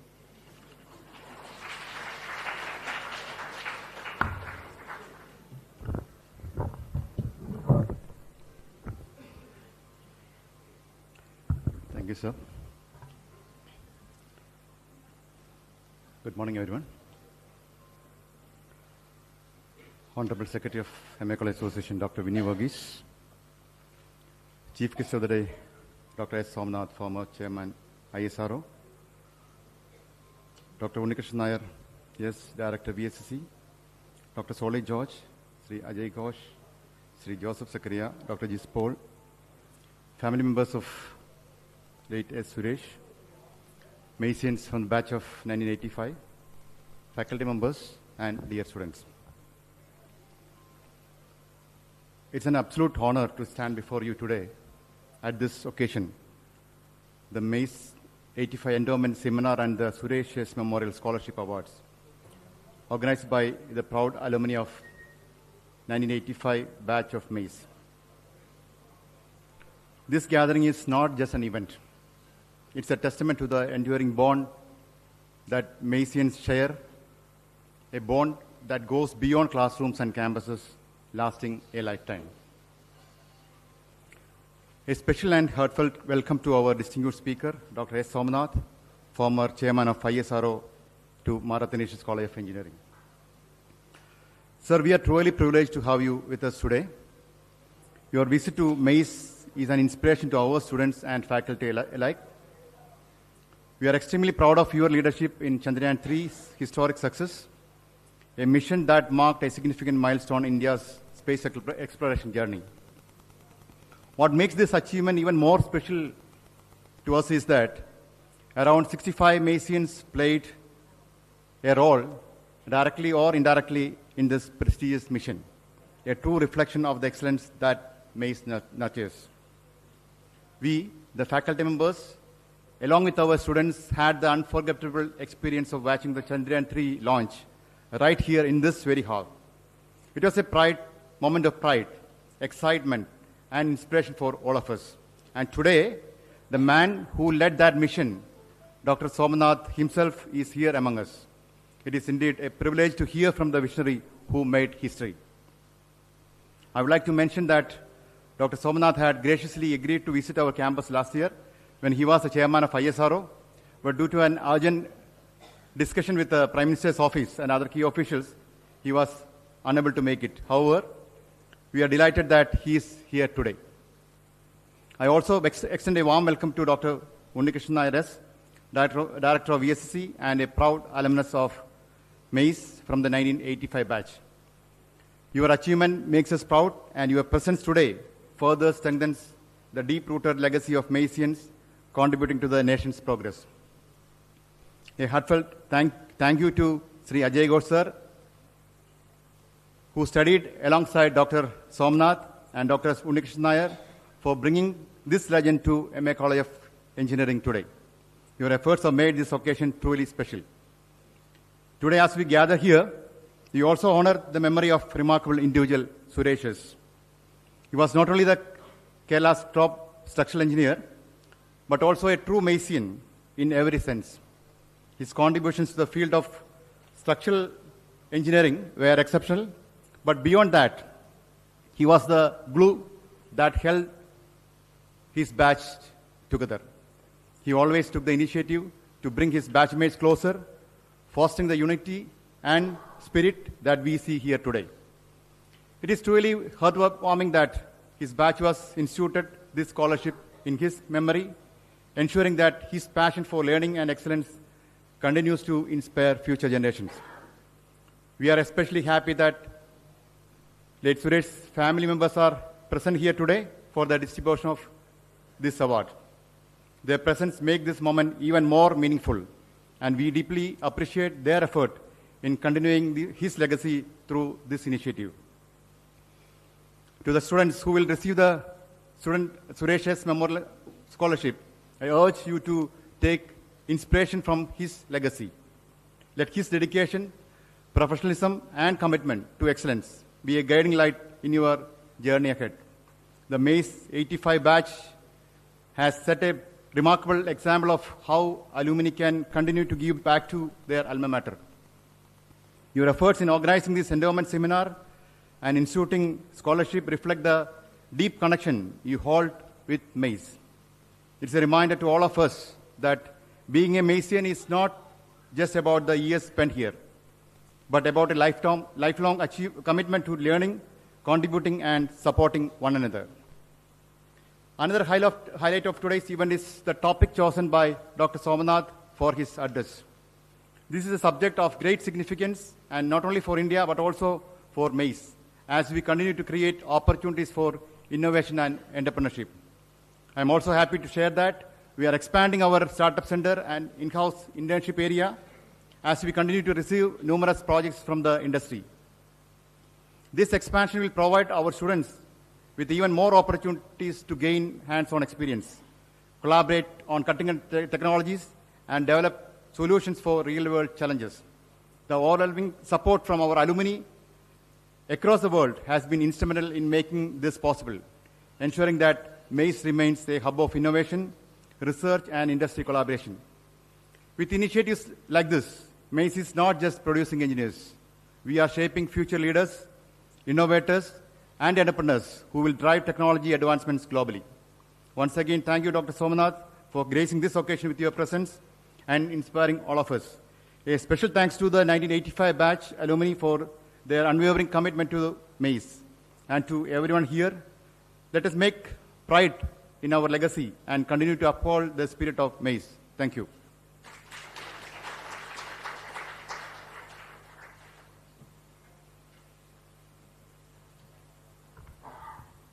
അടുത്തതായി നമ്മളിൽ നിന്ന് കടന്നുപോയ നമ്മളിൽ നിന്ന് കടന്നുപോയ സുരേഷ് എസിനെ കുറിച്ചുള്ള ചില ഓർമ്മകൾ VSSC director doctor S Unnikrishnan Nair പങ്കുവയ്ക്കാൻ ആണ്. ഇപ്പോൾ ഉണ്ണികൃഷ്ണൻ നായർ ഞാൻ പറഞ്ഞതുപോലെ തന്നെ യേശുദാസ് മലയാളികളുടെ ഒരു സ്വകാര്യ അഹങ്കാരം എന്ന് പറയുന്നത് പോലെ ഞങ്ങളുടെ ബാച്ചിൻ്റെ ഒരു സ്വകാര്യ അഹങ്കാരമായിട്ട് ഞങ്ങൾ വിചാരിക്കുന്ന വ്യക്തിയാണ്. അപ്പം കൂടുതലൊന്നും ഞാൻ അദ്ദേഹത്തെക്കുറിച്ച് പറയുന്നില്ല. അപ്പോൾ അത് ബാക്കി അദ്ദേഹം തന്നെ പറയുമെന്നാണ് ഞാൻ വിചാരിക്കുന്നത്.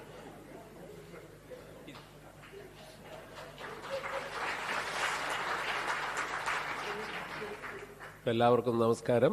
Doctor Somnath, doctor Binny Varghese, doctor Bose Thomas, Soly Jees, നമ്മുടെ ജെയിംസ്, 85 ബാച്ചിലെ നമ്മുടെ പൂർവ്വ സഹപാഠികർ, ഇപ്പോൾ അതുപോലുള്ള അധ്യാപകർ, പിന്നെ ഇപ്പോഴത്തെ ജനറേഷനിലുള്ള വിദ്യാർത്ഥികൾ, എല്ലാവർക്കും വീണ്ടും ഒരു നമസ്കാരം. ഇപ്പോൾ 8 പേര് നമ്മളിപ്പം വായിച്ചു. ഈ നമ്പർ ഇനി കൂടുതലേ ഉള്ളൂ. 8, 9 അവസാനം 0 ആവും മറ്റേ സൈഡിൽ. ഏതായാലും മരണം എന്നുള്ളത് എല്ലാവർക്കും അറിയാവുന്ന പോലെ ഒരു അനിവാര്യതയാണ്. ഏതായാലും 8 പേരുടെയും ഓർമ്മയ്ക്ക് മുമ്പിൽ ബാഷ്പാഞ്ജലികൾ ആദ്യം അർപ്പിക്കുന്നു. പ്രത്യേകിച്ചും സുരേഷിൻ്റെ സഹധർമ്മിണി മിസ്സസ് സുശീലയും മിസ്റ്റർ ഹരി അവരിവിടെ വന്നിട്ടുണ്ട്. ഞങ്ങൾ 85-ൽ ഞാൻ ഇവിടെ അടുത്താണ്, നമ്മുടെ കുറുപ്പന്തറയ്ക്കപ്പുറമാണ്. മിക്കവാറും അന്നൊരു കൃഷി ബാക്ക്ഗ്രൗണ്ട് ആയിട്ടുള്ള സ്റ്റുഡൻസും പേരൻസൊക്കെയാണ് കൂടുതലും വരുന്നത്. അല്ലാതെ മാനേജ്മെൻറ്റ് കോട്ടയിലുള്ളൂ പൈസയുള്ള കുറച്ച് പേര് വരുന്നത്. ബാക്കിയുള്ളതൊക്കെ സാമ്പത്തികമായിട്ട് ഒരു മീഡിയോക്കർ ഫാമിലിയിൽ നിന്ന് വരുന്നവരാണ്, മിഡിൽ ക്ലാസ്. അങ്ങനെ വന്ന് ആദ്യമായിട്ടാണ് നമ്മളൊക്കെ വീട്ടിൽ നിന്നും മാറി നിൽക്കുന്നത്. അപ്പോൾ അതിൻ്റെ ഒരു ഗൃഹാതുരത്വമുണ്ട്, വിഷമമുണ്ട്. ഞാനതുകൊണ്ടാണ് കോതമംഗലം തിരഞ്ഞെടുത്തത്. എനിക്ക് അവിടെ നിന്ന് 1.5 മണിക്കൂറേ ഉള്ളൂ. അന്നൊരു മേരി മാതാ എന്നൊരു ബസ്സുണ്ട്, രാവിലെ കയറി അവിടെ വരാം, വെള്ളിയാഴ്ച പോവാം എന്നൊക്കെ വിചാരിച്ചാണ് വന്നത്. പക്ഷേ പിന്നക്കാലത്ത് മനസ്സിലായി നമ്മൾ 1 മാസം കൂടുമ്പോഴും പോലും വീട്ടിൽ പോകുന്നില്ല എന്നുള്ളത് വേറൊരു വാസ്തവം. അപ്പോൾ അന്ന് ഇവിടെ വരുമ്പോൾ റാഗിങ്ങിൻ്റെ ചെറിയ ചെറിയ സംഭവങ്ങളൊക്കെ അന്നുണ്ടായിരുന്നു. ഇപ്പോൾ ഉണ്ടെന്ന് എനിക്കറിയില്ല കേട്ടോ. അന്ന് സുരേഷ് ഒരു വേറിട്ട വ്യക്തിയായിരുന്നു, ഒരു ടവറിങ് പേഴ്സണാലിറ്റി. ലിറ്ററലി പുള്ളിയെ ഞങ്ങളന്ന് വിളിച്ചിരുന്നത് 8 അടി എന്നാണ്. 8 അടി ഉയരം ഇല്ലെങ്കിലും പക്ഷെ പുള്ളിയുടെ മനസ്സിൻ്റെ ഉയരമായിരിക്കും ഒരു വിഷയം നടന്നത്. അദ്ദേഹം ഒരു വേറിട്ട വ്യക്തിത്വം എന്ന് പറയാൻ കാര്യം, അദ്ദേഹം സിവിലിലായിരുന്നെങ്കിലും അദ്ദേഹം എല്ലാ ബ്രാഞ്ചിലും അദ്ദേഹത്തിന് സുഹൃത്തുക്കളുണ്ടായിരുന്നു. അതാണ് ഒരു പ്രത്യേകത കണ്ടത്. കാരണം ഒരു സിവിൽ, മെക്കാനിക്കൽ, ഇലക്ട്രിക്കൽ കുറച്ച് പേര് പഠിച്ചുകൊണ്ടിരിക്കുക, അങ്ങനെ ഒരു ഇൻട്രാക്ഷൻ എല്ലാവരും തമ്മിലില്ല. പക്ഷേ ആ ഒരു വ്യത്യാസം സുരേഷിൽ അന്ന് ഞാൻ എല്ലാവരുമായിട്ടും പുള്ളി സൗഹൃദം സ്ഥാപിക്കുന്നതിന് വളരെയധികം മിടുക്ക് കാണിച്ചിരുന്നു. അതുപോലെ അദ്ദേഹത്തിൻ്റെ ഹൈറ്റ് പലപ്പോഴും ഒരു കയ്യിൽ കൊടുത്തു കഴിഞ്ഞാൽ മുട്ടിൻ്റെ താഴെ വരുള്ളൂ. അദ്ദേഹത്തിൻ്റെ ഒരു പേഴ്സണാലിറ്റിയും എപ്പോഴും നമ്മുടെ ഹോസ്റ്റലിൽ മിക്കവാറും പുള്ളി മേൽ വസ്ത്രവും ധരിക്കാറില്ല, അദ്ദേഹം പലപ്പോഴും കണ്ടിട്ടുണ്ട്. പക്ഷേ അദ്ദേഹത്തിൻ്റെ വരവിനോട് മുമ്പായിട്ട്, ആന വരുന്നതിന് മുമ്പ് ആനയുടെ ചെങ്ങലയുടെ നാദം കേൾക്കുന്നു പറഞ്ഞല്ലോ, സുരേഷിൻ്റെ ശബ്ദം ഒരു പ്രത്യേക വശ്യതയുള്ള ഉയർന്ന പിച്ചിൽ സംസാരിക്കുന്ന, കേട്ടാൽ തോന്നുന്നു ആരെങ്കിലും വഴക്കു പറയുന്നു. പക്ഷേ അദ്ദേഹത്തിൻ്റെ മുഖത്ത് നോക്കുമ്പോൾ മനസ്സിലാവും അതീവ വാത്സല്യത്തോടെയാണ് അദ്ദേഹം സംസാരിക്കുന്നത്. ഒരു പ്രത്യേക ശബ്ദത്തിനുടമയായിരുന്നു. വളരെ ബ്രൈറ്റായിട്ടുള്ള ഒരു വിദ്യാർത്ഥിയായിരുന്നു. എന്ന് വെച്ചാൽ നമ്മൾ പലരും കാണാതെ പഠിച്ച് മാർക്ക് വാങ്ങിക്കുമ്പം അറിഞ്ഞു പഠിക്കുന്ന ഒരു വിദ്യാർത്ഥിയായിരുന്നു സുരേഷ്. അതാണ് പിൽക്കാലത്ത് അദ്ദേഹം ആ ഒരു സിവിൽ എഞ്ചിനീയറിംഗിലെ ഒരു ഈഫിൽ ടവർ പോലെ വളർന്നുകൊണ്ടിരിക്കുമ്പോഴാണ് ആ സമയം അതിന് അദ്ദേഹത്തിൻ്റെ ആ വളർച്ച പൂർണ്ണമാക്കാൻ സമ്മതിക്കാതെ കാലം അദ്ദേഹത്തെ കവർന്നെടുത്തുകൊണ്ട് പോയത്. യഥാർത്ഥത്തിൽ ഇന്ന് 21, കൃത്യം 2 വർഷമാണ്. ഒരു 21-നാണ്, 2 വർഷം മുമ്പാണ് സുരേഷ് നമ്മളെ വിട്ട് പോയത്. എന്തായാലും നമുക്കറിയാം, നമ്മുടെ സുഹൃത്തുക്കൾക്ക് ഇത് വളരെയധികം വിഷമമുണ്ട്. ഇടയ്ക്കിടയ്ക്ക് മനസ്സിലേക്ക് കടന്നു വരും. പക്ഷേ എന്നും അവരുടെ ആ നഷ്ടബോധം മനസ്സിൽ ഓർമ്മകളായി വിങ്ങിയെത്തുന്നത് അവരുടെ അടുത്ത കുടുംബങ്ങൾക്കാണ്. പ്രത്യേകിച്ചും ഭാര്യ, മക്കൾ, അവരായിരിക്കും എന്നും അദ്ദേഹത്തെ മിസ് ചെയ്യുന്നത്. അതുകൊണ്ട് അദ്ദേഹത്തിൻ്റെ ആ വളരെ ദീപ്തമായ ഓർമ്മയ്ക്ക് മുമ്പ് നമുക്ക് ചെയ്യാവുന്ന ഒരു ചെറിയ കാര്യമാണ് ഈ എൻഡോമെന്റ് എന്ന് പറയുന്നത്. അതിന് തീർച്ചയായിട്ടും അതിൻ്റെ മാറ്റുകൂട്ടുന്നതിന് വേണ്ടിയിട്ട് നമുക്ക് നമ്മുടെ കൂടെ ഡോക്ടർ സോംനാഥ് ഇവിടെ എത്തിയിട്ടുണ്ട്. തീർച്ചയായിട്ടും അദ്ദേഹം 3 വർഷമേ ISRൽ ഉണ്ടായിരുന്നെങ്കിലും ISR തുടങ്ങിയ കാലത്തെ ആദ്യത്തെ ചെയർമാനായിരുന്ന ആദ്യത്തെ ചെയർമാൻ നമ്മുടെ സതീഷ് ധവാൻ, മറവി നമ്മളെയും ബാധിച്ചു തുടങ്ങി. അല്ല, ഞാൻ ചോദിക്കാമെന്ന് വിചാരിച്ചു. സതീഷ് ധവാൻ ഏതാണ്ട് 10 വർഷത്തോളം ചെയർമാനായിരുന്നു. നമ്മൾ പല കാലത്തും പല ചെയർമാൻമാർ വന്നെങ്കിലും ചിലരാണ് അവിടെ അടയാളപ്പെടുത്തിയിട്ട് പോയി. അങ്ങനെ അടയാളപ്പെടുത്തിയിട്ട് പോയ ചെറിയ കാലഘട്ടത്തിൽ ഞങ്ങൾ പറയും ഒരു ഷൂട്ടിംഗ് സ്റ്റാർ ആയിരുന്നു. അദ്ദേഹത്തിന് അധികം സമയം കിട്ടിയില്ല. വിറ്റിയറൈറ്റ് വന്ന പോലെ വന്നു, ധാരാളം കാര്യങ്ങൾ ചെയ്തിട്ട് പോയി. എത്രയോ പ്രോജക്ട്സുകൾ, ഇപ്പോൾ തന്നെ പുതിയ ജനറേഷൻ ലോഞ്ച് വെഹിക്കിൾ, മനുഷ്യനെ ചന്ദ്രനിലേക്ക് വിടാനുള്ള പദ്ധതി, ചന്ദ്രനിൽ പോയി സാമ്പിൾ തിരിച്ചു കൊണ്ടുവരാനുള്ള പദ്ധതി, വീനസിലേക്ക് പോകാനുള്ള പദ്ധതി, ഇതെല്ലാം അപ്രൂവ്ഡ് ആയിക്കണം. ഭാരതീയ അന്തരീക്ഷ സ്റ്റേഷൻ, ഗഗൻയാൻ വേണ്ട ഫോളോ ഓൺ മിഷൻ. ശരിക്കും പറഞ്ഞാൽ ഞാൻ പറയും നമുക്കിട്ടൊരു പാര വെച്ചിട്ടാണ് അദ്ദേഹം പോയി. ഇതെല്ലാം ഇനി ചെയ്തു തീർക്കണ്ടേ നമ്മൾ.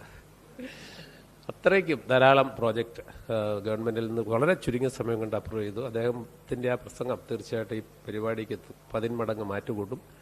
അപ്പം മരണം എന്നുള്ളതിനെ കുറിച്ച് ശരിക്കും പറഞ്ഞാൽ ഒരു കഥയുണ്ടല്ലോ, അഷ്ടവസ്തുക്കളുടെ കഥ. അഷ്ടവസ്തുക്കൾക്ക് ശാപം കിട്ടി ഭൂമിയിൽ വന്ന് മനുഷ്യനായിട്ട് ജീവിക്കാനാണ് സാധാരണഗതിയിൽ ശാപം കൊടുക്കുക. അതായത് മനുഷ്യന്റെ ജീവിതം അത്ര മോശമാണെന്നുള്ളതുകൊണ്ടാണല്ലോ മനുഷ്യരായിട്ട് വരുന്നത്. അപ്പോൾ ഈ അഷ്ടവസ്തുക്കൾ ശപിച്ച മുനിയോട് ഓടിച്ചെന്ന് ക്ഷമ പറഞ്ഞു, തിരുത്തണം, നമുക്ക് എന്തെങ്കിലുമൊക്കെ ഒരിച്ചിരി മോഡറേറ്റ് ചെയ്താൽ കൊള്ളാം എന്നപ്പോൾ പറഞ്ഞു, നിങ്ങളുടെ നേതാവിനെ ഒഴികെ ബാക്കിയുള്ളവർക്ക് ഞാൻ പെട്ടെന്ന് ചെറിയ സമയം കൊടുക്കുള്ളൂ, പക്ഷെ നേതാവ് സഹിക്കേണ്ടി വരും. അതേയാണല്ലോ ഈ പ്രശ്നം ചെയ്ത് ഒരു മുനിയെ കളിയാക്കി. അതാണ് സംഭവം. അങ്ങനെയാണ് ഈ അഷ്ടവസ്തുക്കളാണ് പിൽക്കാലത്ത് ഗംഗ, ശന്തനു അവരുടെ കുട്ടികളായിട്ട് ജനിച്ചതും.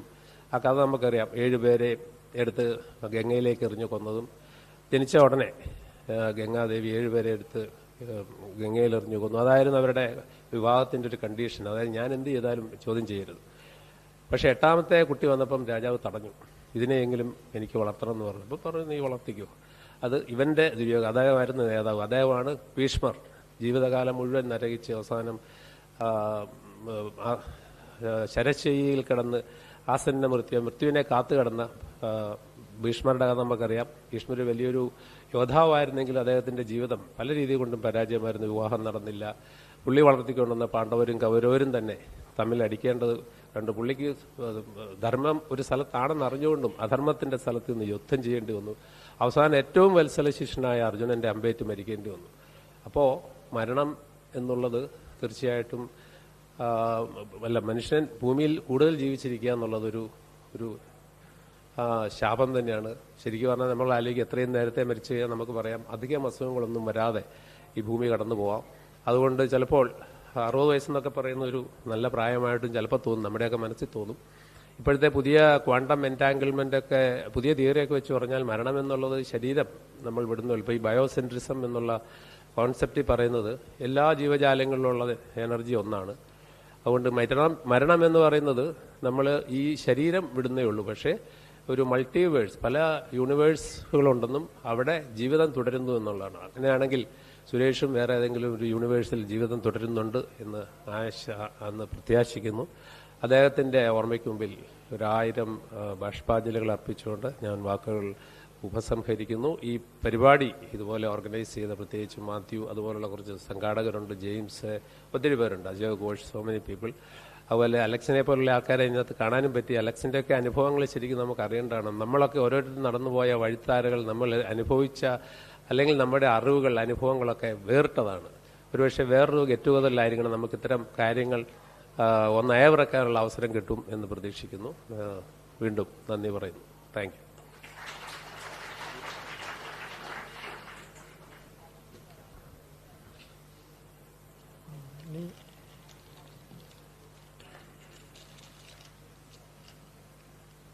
അടുത്തതായി നമ്മളെ ഈ ചടങ്ങിൽ സ്കോളർഷിപ്പ് കൊടുക്കുന്ന ഒരു ചടങ്ങിലേക്ക് വേണ്ടിയാണ് നമ്മൾ വന്നിരിക്കുന്നത്, നമുക്കറിയാം. അപ്പോൾ നമ്മൾ കഴിഞ്ഞ വർഷം ആദ്യമായി ഒരു സ്റ്റുഡൻറ്റിന് കൊടുത്തിരുന്നു. ഞാൻ മനസ്സിലാക്കുന്ന ആ സ്റ്റുഡൻറ്റ് അദ്ദേഹത്തിൻ്റെ പെർഫോമൻസ് മെയിൻറ്റെയിൻ ചെയ്യുന്നതുകൊണ്ട് അദ്ദേഹത്തിന് തുടർച്ചയായിട്ട് അടുത്തതായിട്ട് കിട്ടുന്നു. വേറൊരു സ്റ്റുഡൻറ്റിന് കൂടി ഈ വർഷം സ്കോളർഷിപ്പ് ഉള്ളതായിട്ടാണ് ഞാൻ മനസ്സിലാക്കുന്നത്. അപ്പോൾ ആ സ്കോളർഷിപ്പുകൾ അനൗൺസ് ചെയ്യുക എന്നുള്ള ഒരു കർത്തവ്യം അത് അലുമിനി അസോസിയേഷൻ സെക്രട്ടറി ഡോക്ടർ ജിസ്പോൾ, അദ്ദേഹം അലുമിനി അസോസിയേഷൻ എന്നുള്ള നിലയ്ക്ക്, സെക്രട്ടറി എന്നുള്ള നിലയ്ക്ക് അദ്ദേഹത്തിൻ്റെ അശ്രാന്ത പരിശ്രമം എന്ന് തന്നെ പറയേണ്ടി വരും. കാരണം പണ്ടത്തെ രീതിയിലല്ലല്ലോ ഇപ്പോൾ അലുമിനി അസോസിയേഷൻ എന്ന് വളരെ സ്ട്രോങ് ആണ്. ഇപ്പോൾ നമ്മുടെ കോളേജിൻ്റെ 20ഓളം ചാപ്റ്ററുകൾ അഖില ലോകവ്യാപകമായിട്ടുണ്ട്. 20 ചാപ്റ്ററുകൾ എന്നൊക്കെ പറഞ്ഞാൽ വളരെ നമ്മുടെ കോളേജ് പോലെ ഒരു കോളേജിൽ 20 ചാപ്റ്റർ എന്ന് പറഞ്ഞാൽ വളരെ ലേറ്റസ്റ്റ് ബീയിങ് ഇൻ ചെന്നൈ. അപ്പോൾ അത്രയും ചാപ്റ്ററുകളൊക്കെ ഉണ്ട്. അങ്ങനെയൊക്കെയുള്ള ആ ഒരു ഇതിൽ ചാപ്റ്ററുകളൊക്കെ തുടങ്ങുന്നതിൽ ഡോക്ടർ ജിസ്പോളിൻ്റെ സേവനം, അദ്ദേഹത്തിൻ്റെ അശ്രാന്ത പരിശ്രമം എല്ലാം വളരെ പ്രശംസനീയമാണ്. അപ്പോൾ ഇപ്പോഴത്തെ ഈ ചടങ്ങിൽ സ്കോളർഷിപ്പ് ആർക്കൊക്കെയാണ് കൊടുക്കുന്നത് എന്ന് അനൗൺസ് ചെയ്യാനായിട്ട് ഡോക്ടർ ജിസ്പോളിനെ ക്ഷണിക്കുന്നു.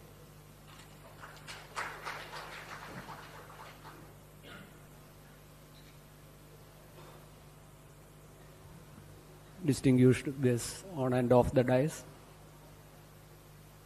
ഏതാണ്ട് കഴിഞ്ഞ വർഷം 1985 ബാച്ചിലെ മെമ്പേഴ്സ് എന്നെ കോണ്ടാക്ട് ചെയ്യുകയും അവരുടെ ബാച്ച്മേറ്റായ ശ്രീ സുരേഷിൻ്റെ ഓർമ്മയ്ക്ക് വേണ്ടി ഒരു എൻഡോവ്മെൻ്റ് ഏർപ്പെടുത്തണം, എന്തൊക്കെ ചെയ്യാൻ പറ്റും എന്ന് ഡിസ്കസ് ചെയ്യാനും കൂടിയായിരുന്നു ആ ഒരു മീറ്റിംഗ് വിളിച്ചത്. അപ്പോൾ ആ മീറ്റിങ്ങിൽ പല സജഷൻസ് വന്നു. സ്ഥിരമായിട്ട് ഒരു വിശിഷ്ട വ്യക്തിയെ കൊണ്ട് ഒരു ടോക്ക് സംഘടിപ്പിക്കണം, അതും നമ്മുടെ കോളേജിൽ തന്നെ വെച്ച് വേണം. അതേപോലെ തന്നെ സ്കോളർഷിപ്പ് ഇൻട്രൊഡ്യൂസ് ചെയ്യണമെന്ന്. സാധാരണ നമ്മുടെ അലുമിനി മെമ്പേഴ്സും പല ബാച്ചുകാരും പല ചാപ്റ്ററുകളും നമുക്ക് ഏതാണ്ട് 80ഓളം സ്റ്റുഡൻസിന് സ്കോളർഷിപ്പുകൾ വിവിധ തലത്തിൽ നൽകി വരുന്നുണ്ട്. ഫസ്റ്റ് ഇയർ സ്റ്റുഡൻസിനെ മെറിറ്റ് കം മീൻസ് എന്ന രീതിയിൽ ഒരു ആപ്ലിക്കേഷൻ കോൾ ഫോർ ചെയ്ത് ഇൻ്റർവ്യൂ നടത്തി അവർ എലിജിബിൾ ആണെന്ന് തീർച്ചപ്പെടുത്തിക്കൊണ്ടാണ് നമ്മൾ സ്കോളർഷിപ്പ് ചെയ്യുന്നത്. എപ്പോഴും അവരുടെ മുന്നോട്ടുള്ള എല്ലാ സെമസ്റ്ററുകളിലെയും പെർഫോമൻസ് നോക്കും. ആ പെർഫോമൻസ് തൃപ്തികരമാണെങ്കിൽ മാത്രമാണ് സ്കോളർഷിപ്പ് മുന്നോട്ട് കൊണ്ടുപോകുന്നത്. കഴിഞ്ഞ പ്രാവശ്യം സെലക്ട് ചെയ്ത സ്റ്റുഡൻറ്റ് ഇപ്പോൾ S6 ഇലക്ട്രോണിക്സിൽ പഠിക്കുന്ന ശ്രീ അബിൻ ജിജോ ആണ് ആ സ്കോളർഷിപ്പ് 2ാം വർഷത്തിനും അർഹതപ്പെട്ടിരിക്കുന്നത്. അതേപോലെ ഈ വർഷം 4th സെമസ്റ്ററിൽ പഠിക്കുന്ന Nikita Mohan S, 4th semester civil engineering ബ്രാഞ്ചിൽ പഠിക്കുന്ന നികിത മോഹൻ എസ് ആണ് അർഹതപ്പെട്ടിരിക്കുന്നത്. ഈ അവസരത്തിൽ 1985 ബാച്ചിലെ എല്ലാവരെയും ഈ സ്കോളർഷിപ്പ് കൊടുത്തതിന് നന്ദി അറിയിക്കുന്നു. ഇനിയും നിങ്ങളുടെ സഹകരണം ഈ കോളേജ് മെയ്സിനോടുള്ളത് വേണമെന്ന് എപ്പോഴും ഞങ്ങളെല്ലാവരും ആഗ്രഹിക്കുന്നു. അത് ഇനിയും ഉണ്ടാവുമെന്ന് പ്രതീക്ഷിക്കുന്നു. നന്ദി.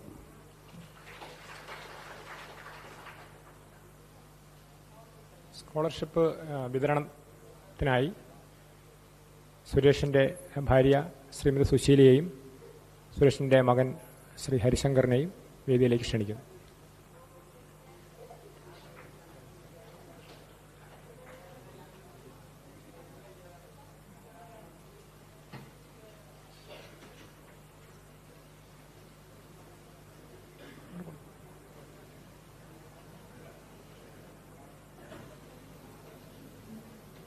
എല്ലാവരും ഇരിക്കാമല്ലോ അല്ലേ?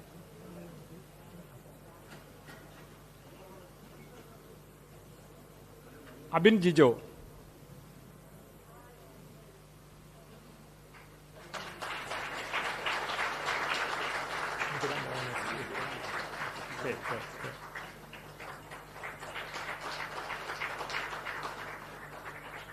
അടുത്തതായി നിഖിത മോഹൻ കെ.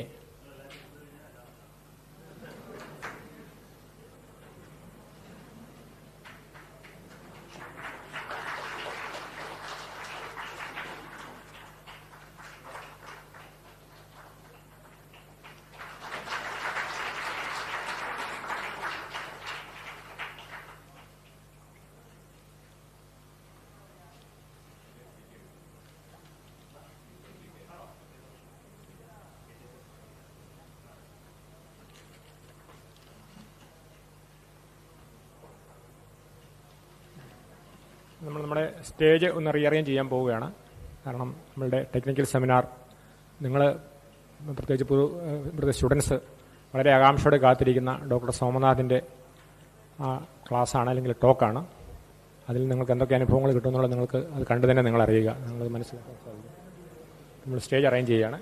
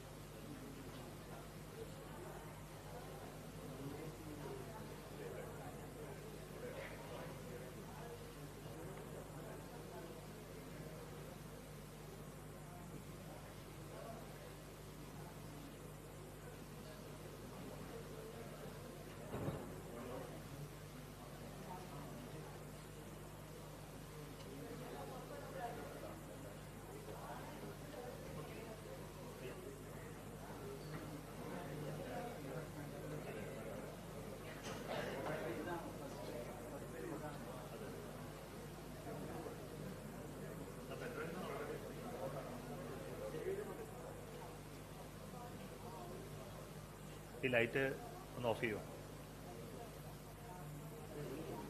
ആ light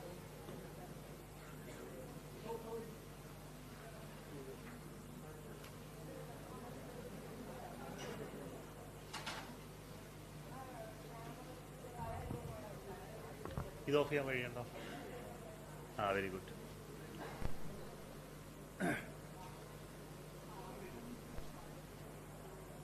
Okay. Okay. So good morning, all of you.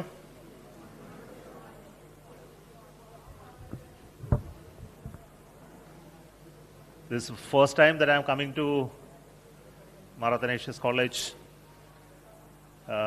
While being a student or during my tenure in ISRO, that I had now opportunity, and nobody invited me here. Huh? Or maybe there was one invitation which I couldn't honor. Yeah. So I am really happy, honored to come over here as part of the invitation to be part of this memorial lecture in the memory of Mr. Suresh, which is your favorite classmate. No, switch off that. And I am also honored that you are presenting a scholarship to the students, and had the opportunity to meet them. I thought that I will give a talk like this, and this is suggested by Ajay Ghosh, my classmate. And in fact, when we were students in school at St. Augustine's High School, Arur, where 4 of our classmates became engineers. Now, it was a school where we had only a very small pass percentage. It used to be 21% in my school. I think so.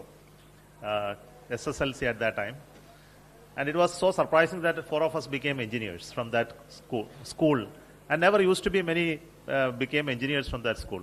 And it was the first time maybe in our batch of 1978 batch that 4 of us became. And 3 of you, my classmates, were students here, along with Ajay Ghosh, Mr. Sulaiman and Ismail, came to MAC, whereas I got an opportunity to go to TKM. I don't know who selected me to go to TKM. There was allocation done at that time, and we never questioned why we are allocated to this college, because that's how it was allocation happening at that time. So I went there and became an engineer. And in the year 1985, we passed out and became staff at Vikrasara Base Space Center along with Dr. Unikrishnan Nair and many others from other engineering colleges. So we had a good team of people of 1985 batch representing all across the Kerala and of course India as well. So I had the privilege of working through ISRO so many years, as you have already been told about my credentials to you. And I am really happy and proud to be part of this journey of ISRO, to do something which all of us you can be proud of, along with my batchmates and colleagues in ISRO. So I thought that today I will give a talk. This will not be a technical talk. No? I think all of you are not ready for a technical talk, right? How to design rocket is something which I would love to speak, but then it's not that topic for you. But then I thought that this will be an opportunity to talk to young people who are aspiring to become engineers. Of course, the current generation are all aspiring to become space scientists. And if you talk to any young boy or girl, we find all of them are very keen to become astrophysicists. No, everybody is so fascinated. But then the issue that today that this domain requires entrepreneurs in a big manner than that in the past. The space sector is slowly booming. It is not the fascination that is going to drive it. It is also going to be the economic activity around space sector is really going to help you to scale up. So we need people who will understand the business side of space, economic activity related to space, technology and innovation related to space, and make some impact as entrepreneurs. Unfortunately, I want to tell you, I don't know how many of you teach you entrepreneurship in this college. Now, all of you are becoming engineers, but engineers are also very good people, set of people who can become entrepreneurs. And you know how the business side of doing things are also there. And this is something that you must teach people. I also want to tell you that colleges should focus on this aspect. Not just becoming engineers, but also maybe a little later after your careers grow, little more confidence come after working in some companies or businesses, then you create your own businesses at some point in time. Unfortunately, we were not taught like that. And we realized it much later in life. Maybe after retirement, I am thinking of becoming an entrepreneur. Why not? So this is something that we need to teach young people and how to handle businesses, how to create businesses, how to find business economic activity around a subject and innovation, how to give employment to others, and how to recreate wealth. I think this is something that need to be taught in colleges, and the sense of doing this is something that's very, very important. So I thought that is space being my domain, I will talk about those opportunities. But here, too much of business talk is not there, because it's a topic of interest that should be there for each one of you. So I would like to start from telling that space has been very fascinating for all of us, and we have created a reasonably good portfolio to present to you, that we have been building rockets, launching them, building satellites, and also launching for others as well. In numbers, they are all very good numbers as far as this country is concerned, which thought that one day we won't be making going to moon, Mars, but we have gone there and made an inspirational story as already been told by the bicycle to the current moon mission. And this is one photo. Unnikrishnan is also there. I think you are also standing nearby. The minister came and we unveiled a beautiful architecture of a rocket going up. I think this is also Unnikrishnan's contribution, maybe a design of it, of the fume coming out of it, out of a coiled spring type of design. That was installed at VSSC on the 60th anniversary of our rocket launching.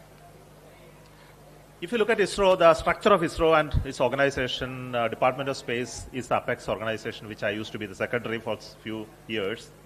But we also have other entities. One of them is ISRO, of course, you know. ISRO is the one which is known generally.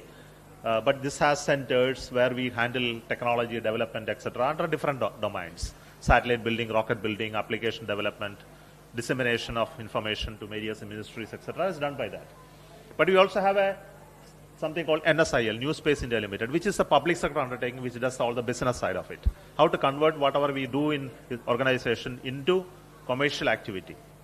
And there is another entity called InSpace, which has now newly created, the Indian National Space Promotion and Authorization Center, which is hand-holding private entrepreneurs and entities to come into space, to give authorization, to give financial support, to give mentorship through technology, etc. And we also have some autonomous bodies which are part of the organization, with part of the department. So this is the overall portfolio. But if you really want to understand, and I used to tell that the space sector has really benefited the country. And this is a result of one of the surveys that was done by a agency commissioned by us. Of course, we have not paid them to write all this story. They have done their own. Said that the investment that you have made in space sector, how much it was beneficial for the country. In terms of the economic benefits, we found that for every $1 that can be replaced by rupees, of course, if you want, because Trump is there, so he will be happy after seeing this slide that dollar is not being pulled away and we are not moving over to rupees. So he'll be happy to see this slide. So for every $1 of that we are investing, that the return of investment has been substantial. $2.54 were generated as direct, indirect, and other induced benefits to us. So this is many a times it is very difficult to quantify in terms of monetary terms what benefit came out of our investment. For example, if you invest in building a road, can you say how much return of investment came in terms of monetary terms? You build this Marathon College of Engineering, there's an investment. What is the return of investment? Not to the management, but for the whole country. If you really measure, it could be much, much bigger in terms of the return of investment. So this is where you calculate the return of investment for the money that is spent in government. And it is also created enough of stimulants to the economy in terms of the value, the employment, the boosting public funds, and also creating socially impactful programs, which of course all of you know in terms of the disaster warning, the climate, the natural resource mapping, agriculture, and many, many other sectors, which is not the topic of my interest to speak. The most important point is that while I took over as secretary, there was something happening in the behind my previous secretary's, Dr. Shivan's time. A reform process was initiated by the government in 2020. It said that the space sector is now going to be open to the whole of the country and everyone can do anything in space. And we were doing mostly this work in very secretive environment. Coming into ISRO was difficult. So rockets were considered to be very high-end technology and nobody can work on rockets. There was satellites and space technology was very closely guarded. It has some sense of strategic nature because it has a dual-use technology. You can build rockets, you can build missiles. So it is a dual-use technology. So it is guarded in a manner. But then it became opened to the public for everyone to come into this and do businesses. So there was a new policy has to be put in place and how government looks at it and how much department can support it. Basically to create a more active private ecosystem. And there were a lot of criticism. So you are now privatizing ISRO. That was the first comment that came when I took over. And everybody was worried. ISRO is going to be privatized. And all of what you have created out of investment are going to the private. And all of us are aware that BSNL, the same story, BSNL became privatized and we saw public sector becoming weaker. But is it going to happen to ISRO and whether it is the right thing to do? And this was a big question in front of all of us. And we have to create a policy that doesn't make it happen. The government need to do certain things, but private also need to do certain other things to really cause a surge in the business side of it, surge in the economic activity. I think many of the opening of the sectors you may be very aware. For example, telecom sector. It was all handled by very governmental sector. But the moment it opened, you know how it became very, very growing economic activity in terms of the services that you are able to get. And today, digital connectivity in this country is coming out of not of government investment, but government had a role to play to create that type of initial surge, but later taken over by private in terms of creating more value for it. Today, data is available at one of the cheapest data rate in the whole world is in India because of the popularization of the digital economy and digital services. And there are many examples. For example, you look at the pharmacy sector, medicine manufacturing. It was all controlled one point in time. It opened out and then there are so many business community companies that came up in building medical, for mostly generic medicines and others. Today, we are one of the biggest exporters of the generic medicines from this country. In fact, not one of them. We are the biggest exporter of generic medicines in the world. But in the high-end medicine, still we are trying to grow. And IT sector, that it has gone to the private hands, and this gives huge employment opportunity to most of the engineers that are coming out of colleges today. Without that IT sector, I think many of the engineers will be jobless. So you can see the economic activity and growth in employment comes out of the investment that are created in the private. And this is something which government has understood. And for a state like Kerala, there are always dichotomy, whether it is good to invest in public funded institutions or go to private. I think I am convinced in a manner that it is important. And this has to be conveyed to the organization and make them aware of how to do this. This was one of the biggest challenges which I faced as a secretary. Even to come to many centers, I had to give talks to make sure that there are internal rebellion and internal worries are suppressed or controlled or eliminated to make sure that we have a smoother sail in terms of implementation of the policy. But if you really understand the economics of what is happening in this, for example, railways, is it privatized today? No. There are no private trains running in this country. But you are able to see airlines. The public sector undertaking has totally disappeared from airlines. It's totally done by private and entrepreneurs. Today, domestic airline travel is one of the cheapest in the whole world in this country. booking a ticket from one airline to another, you can get at the lowest fare in the whole world is actually in India in terms of the monetary value. It's because of the democratization of airline travel and the type of regulation that you brought in terms of popularizing it. More aircrafts came. And possibly railways possibly could be one of the things that will happen. Maybe private trains, private tracks, and operations like that. Possibly maybe a thing that need to be done. And this is something that we are aspiring in space as well.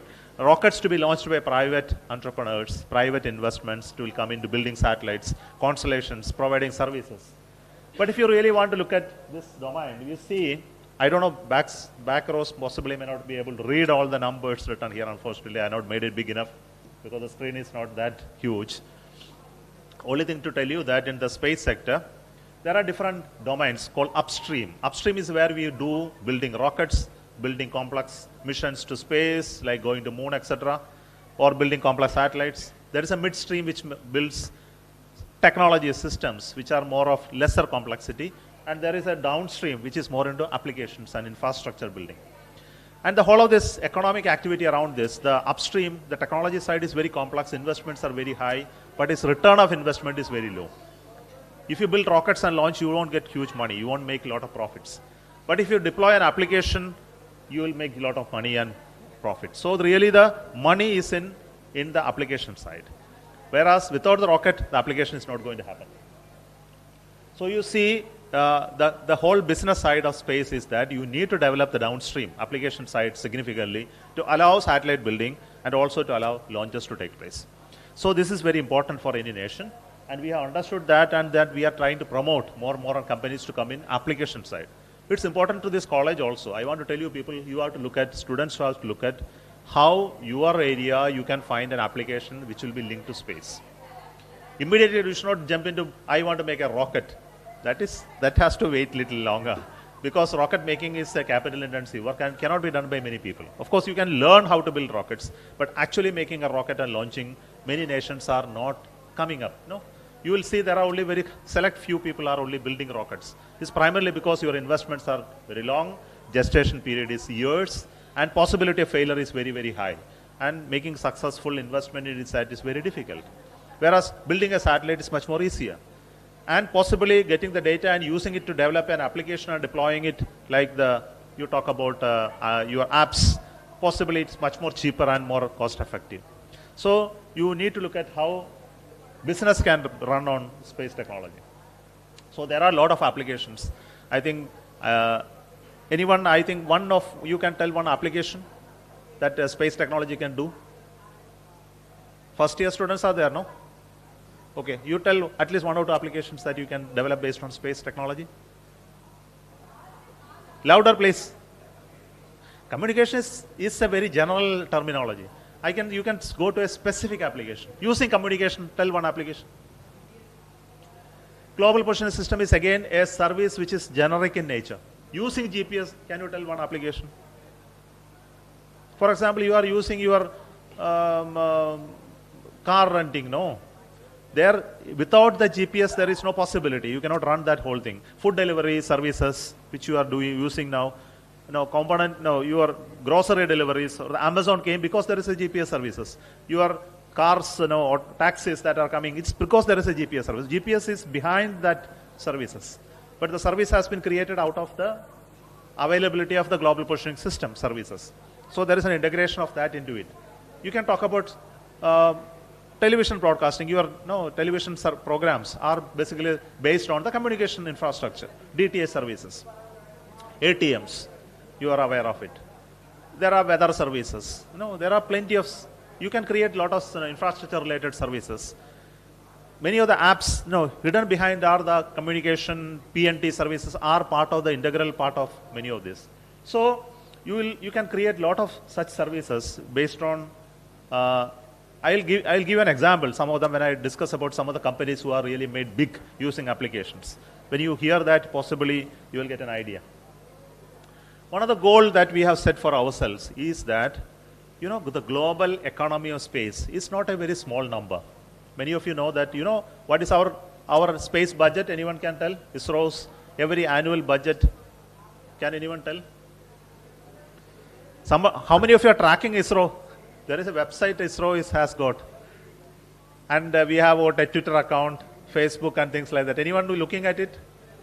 If you you're not looking at it, from now on you have to do that, because that's why I came here. So, annual budget of ISRO is typically 12,000 to 13,000 crores. 12,000 to 13,000 crores. You know how much is our annual budget, nation budget? Anyone? Nirmala Sitharaman is our finance minister. You have any doubt, no? No. So she presents every year annual budget. This year also she presented. So anyone tracked how much money in our budget is there? Anyone? One number at least, somebody tell. Please. I'll give you an offer. No, I'll tell you 1 lakh crores. Agree? Whoever agree with that number? Raise your hands. 1 lakh crores. 5 lakh crores. Agreed? Not. 10 lakh crores. Anyone agreeing with me? 10 lakh crores? Agreed. Or at least I got one person. I'll tell 20 lakh crores. Anyone agreeing? Yeah, at least I got now. 30 lakh crores. I can come down also if you do not agree. So anyone? 45 lakh crores. So anyway, agreeing this number? How many of you agree with this number? So you don't believe this country is rich at all, no? You think that we are very poor, huh? You are not, no, you are neither at 1 lakh, you are not even at 45 lakh crores. So where you are? Hey, you are all going to be engineers, and you need to have money sense, no? Without money sense, you cannot be an engineer. Don't think that you can make things without having a sense of money. See, I will more or less agree with him. It is around 45 lakh crores. This nation's annual budget is so big. So big. And you know how much money we spend for defense? Anyone? Money that we spend every year for defense? 5 lakh crores. Small money or big money? Big money, no? And how much we spend for space? 13,000 crores. 12,000 crores. Such a small money. So that's why every time we say we have been doing wonderful things with very less money. 13,000 crores is how much percentage of 45 lakh crores? Can anyone tell the percentage calculation who are good at mathematics? So it gives you an impression that we are spending such less money to build space program. And you know the annual global revenue, or rather economic value of the activities happening in space is valued at around 500 billion US dollars. Anyone know how much is 1 billion? 1 million is how much? Okay, so you know how much is a billion. That much of $1 billion worth of space economy is actually running in the whole world. And our contribution is only $8 billion. It's only less than 2%. Indian contribution. So though we are a spacefaring nation, we are top 4, 5, etc. Our work is not yet in scale in terms of value. We are still not very at the top. We are still very, very low. So our goal today for us is to scale up this in terms of economic activity and at least reach something like $45 billion, something like 10% of the global space economy valued as on today. Maybe another 10 years it will still grow, maybe $600, $700 billion it will grow, and possibly we may not ever reach 10%, but at least this is an aspiration for us to grow. And if you have to do that, we need to do many more things. We need to create more investment in space. Government need to invest, private need to invest. And for government investment is that just now we said that a lot of programs that we announced, we are going to build space station, we are going to build new rockets, we are going to build new missions to moon. All these are targeted to build a scaled high value space economy, not only for science and research, but also to create investments for companies to come and work in this sector and actually create a more value in space sector. Of course, there is a lot of economic activity going to come. You know, biggest thing that happened in the recent times in space. Anyone tell at least one event, the biggest thing that happened in recent times? Sunita Williams, yes. I was expecting this to happen. Sunita Williams, many such Sunita Williams were going up and coming down. None of us were worried. And today she became an Indian. All of you are worried about it because they go up and come down. But tell in terms of the scale of influence, an activity in space on everyone. something recently happened. I'll tell you, it is nothing but the Starlink. The SpaceX has launched 5,000 plus satellites in very short time to create an internet service from space to everyone. Every corner of this earth is now covered by satellite direct internet services. It has never happened in the past. 5,000 satellites he was able to launch using his own rockets in such a short time. And he was able to build 5,000 satellites himself and launch them using his own satellites. And we also launched some of the satellites of other constellation competitors like OneWeb using our rockets. And today it has transformed the space sector in a manner that it is now very cost effective, very cheap to launch, and build large constellations and build rockets in hundreds. So every week he is launching a rocket, reusable rockets. And this is something phenomenal thing that has happened. And this is important for us to understand. Space sector is growing in size and impact. You would have watched, those who have watched war in Ukraine. Have you seen the impact of space there? Anyone who reads war scenarios, war news? I think all of you are interested only in Gaza, not interested in Ukraine. Huh? But Ukraine was a great example of how technology was used in a big manner, especially from space. And Starlink was behind it in terms of the communication infrastructure, control, monitoring, and the whole war was actually waged using space technology. The imaging from Maxar satellites, Starlink giving intelligence supports, and the entire war was run using that. And now we understood that without space, there is no conflict handling in the ground possible in the coming day. And many more things are going to happen in the future. So looking at all of this, we need to scale up what we are doing in this country. And this is an opportunity for us. Today, what we have today in space is hardly 54 satellites. And it is nothing. In this country, for a great nation like India, 54 satellites is not a great thing at all. Though we have been very proud about it. America has put almost 5,000 satellites, a constellation, by one company, Starlink. But they launched so many others. My friend here in China has 500 satellites, and India has 54 satellites. And this is a big worry for us. And we need to increase it. And who will put all these satellites? Government will put? No. I think we have to create people who will actually build and launch these satellites in private for services. And for what services? And this is a bigger question that we are discussing. And how to create these services and how to make more people to build satellites and launch them. And this is a question. Of course, we are all proud of that. We built all the remote sensing. All your television programs coming through DTA services are on our satellites, or our internet services, backhaul, all imaging and strategic communication, strategic imaging, all happens using these 54 satellites. But today we know that we are severely constrained in terms of the number of satellites, and we need more money to do this. And this is a bigger question that we are going to discuss. Of course, all of us are proud of Chandrayaan. I think going to moon, landing there, etc., has created such a vibe amongst youngsters.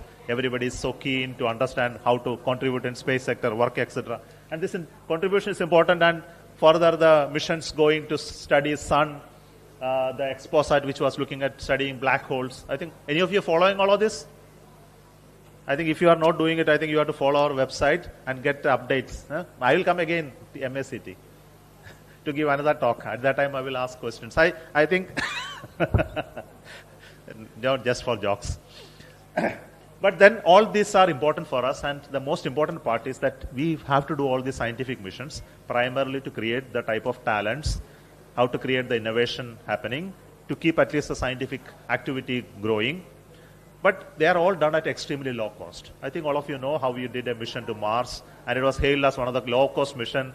Auto rickshaw charge from India to Mars, etc., has been one of the important topic. And wherever I go, many of the foreign space agencies ask us how you are able to do this type of missions at extremely low cost. They are also aware of our budgets. They are also aware of our money allocation to doing missions. And when they do, it is 5 times costly. When India is doing, it is so cheap. How is it? How you are able to do this technology in a frugal way? And this is something that you have to learn from ISRO. And we have all been trained to do things at extremely low cost. And I will not share you the secret in this talk. If you call me once again, in a business meeting, I may share some secrets to you. Okay. Of course, Gaganyaan is another interesting mission. I think our astronauts are getting ready for mission. And Dr. Unnikrishnan Nair has been the pioneering director of the Human Space Flight Center. And now he has moved out to Vikrasara Space Center, created the original work in the CARE mission along with us. I was the project director of the rocket and he was the project director of the CARE module when we jointly launched the first ever mission to prove the human space capsule building and launching. So it allowed us to create a program called Gaganyaan. Government had a confidence to fund us money. Today we have an expanded program with additional money coming, almost 20,000 crores investment into human spaceflight program. But even 20,000 crores is such a small money, To create human spaceflight program, America spent, when they were going to moon first time, 1/3 of their national wealth was spent at that time to create the moon program. And because of that program, America became such a great nation. I think they know it today. The technology growth in America is connected to the moon program. They created universities, they created research institutions, they created technologies, manufacturing facilities all across the country came up because the moon program came in America as a goal to beat Russia. And maybe that program closed down, but the energy of that came out of the moon program continued in America. Today, America is a leading nation in technology, primarily because of that initiative they had at that point in time. And we have an opportunity today to become a leading technology nation. That's why we want to invest at least a little bit of money in human spaceflight program and never to be left behind in terms of high-end technology. Of course, we are building a lot of rockets, and this is something close to me and Unnikrishnan because we have been building rockets. Recently, we have launched a new rocket development called NGLV, which is already approved by government to develop, and progressively we will build more cost-effective and high-capacity rockets for us to go to moon and land on the moon also. But the important part is we are trying to bring down the cost over a period of time. And this is very, very much close to our heart, how to bring down cost on a continuous basis. And this is done by various means in terms of scaling up the capacity, doing technologies which are more cost-effective, more and more indigenization of items, not to rely on imports, doing it in India, and many things are done to bring down the cost. Equally important as advanced R&D projects, we have almost very large number of R&D projects running across the ISRO centers, which are funded now. And all of you colleges, for example, MA college can tie up with ISRO to do some technology development projects. I don't know how many faculty has any tie-up of doing something with ISRO. We generally have programs like Respond. I don't know how many faculty has a Respond program. I find that are not many from colleges like Kerala. Colleges are not many active in this. But such initiatives will help you in creating the tie up and connect with the space program and then create some enthusiasm in youngsters. I request principal to look at it, how you can instill some confidence in faculty to propose some R&D projects with ISRO and then take some R&D activity. Not much money. We give something like 30 lakhs at the best, but it is good enough for working on some small projects and programs for space related. We also are planning to launch large number of satellites in the coming days. I said that about 54 satellites are already there. Another 50 plus satellites are already approved, and we are on the building and launching them. I am not going into each of them. Today, all the communication infrastructure that is meeting the country are served by ISRO. But in the future, it is not going to be. Starlink is already there. Elon Musk services are already started. Who is going to give the services in India? Airtel and Jio, both of them have signed contract with the Starlink to give services in India. I think you may be reading newspapers. So it's all general studies questions to each of you. So they will try to give you a low-end services possibly. But even today, Starlink services are very costly. But we have been giving the services through satellites in geostationary orbit. But once you give the services in a low Earth orbit, possibly the latency will be lower. The signals take some time to go up and down. But when the satellite orbit is much closer, you can do it at a low latency services and real-time activities, gaming, because gaming is very important now. Real-time, you cannot work in a gaming in a geo-based internet services. Gaming is not possible. So you can do at a high latency services in geo, but when you comes to LEO, it is like tower connection. You can do gaming and video, high data rate video streaming. I think all of these are going to come to your midst. And after some time, your mobile will be connected to satellite directly. Today, satellites are not connecting to your mobile directly, but already satellites are coming up which will directly give a cell-like connectivity to your mobile phones. And that technology has already come. And ISRO is going to launch one of the satellites on American satellite coming months AST Global, their satellite is designed to give direct mobile connectivity to mobile phones. And once that constellation happens, many of the tower services, etc., will vanish. And you will see that all the devices are connected. Your airline travel, your railway, or wherever you go, you will always be connected to internet.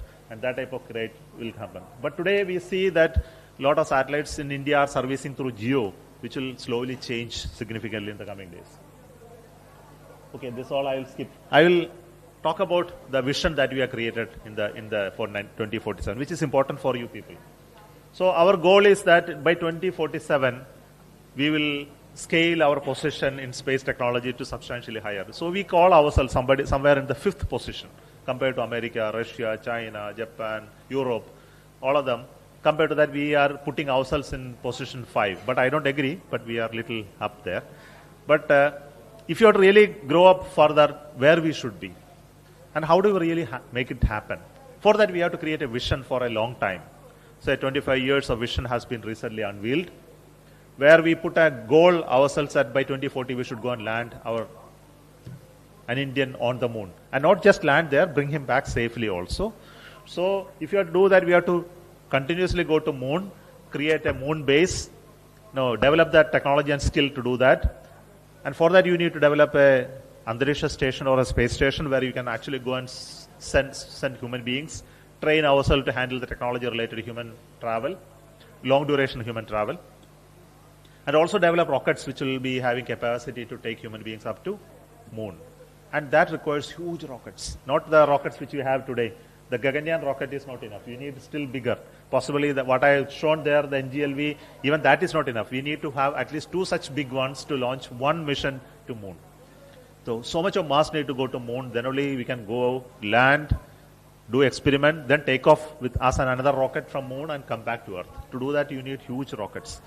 You know, the rocket which was sent for Saturn, at that time it has a capacity to take 140 tons to low Earth orbit. That's the single rocket.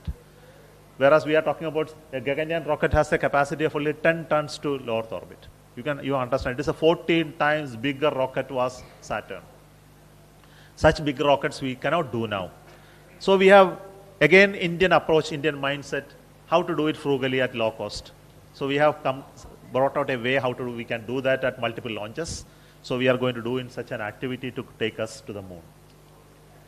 And a lot of approvals have recently been given. We have the Gaganyaan program continuation, Chandrayaan 4, Chandrayaan 5, Venus orbiter mission, all have been recently approved. And this is a very interesting area for scientists and engineers in this country. And we are also talking to users how we can collaborate in developing technologies in these missions. Of course, building launch pads is another big area. Near to Trivandrum, now we have a launch pad coming up. Kulasekarapatanam. Near Nagarkovil, we have a launch pad. We also are going to build a new launch pad at Sriharikota. I think some of you have come and visited the launching at Sriharikota would have seen how beautiful it is. Building launch pads is again a technologically complex activity. It's not the civil construction, it's also a lot of automation. And the entire thing is remotely handled, filling the propellant, servicing the rocket, testing it and launching it. It's all remote. We used to sit at 5 kilometers away and do everything remotely, including filling, mating, disconnection, electrical testing and clearing the rocket. All of that is done remotely. So it looks a very complex facility costing us something like 4,000, 5,000 crores to build. So we got a recent approval of a third launch pad, which will be of that very important area. We are also building a new space station called Bharati Antariksha Station. And it will look like this once it is done by 2035. The initial work of this has already started. But the goal of this is to enable new research to happen in microgravity and space-related environments. So what exactly you can do in going to space and in space? Any ideas? Anything? Any suggestions that you have?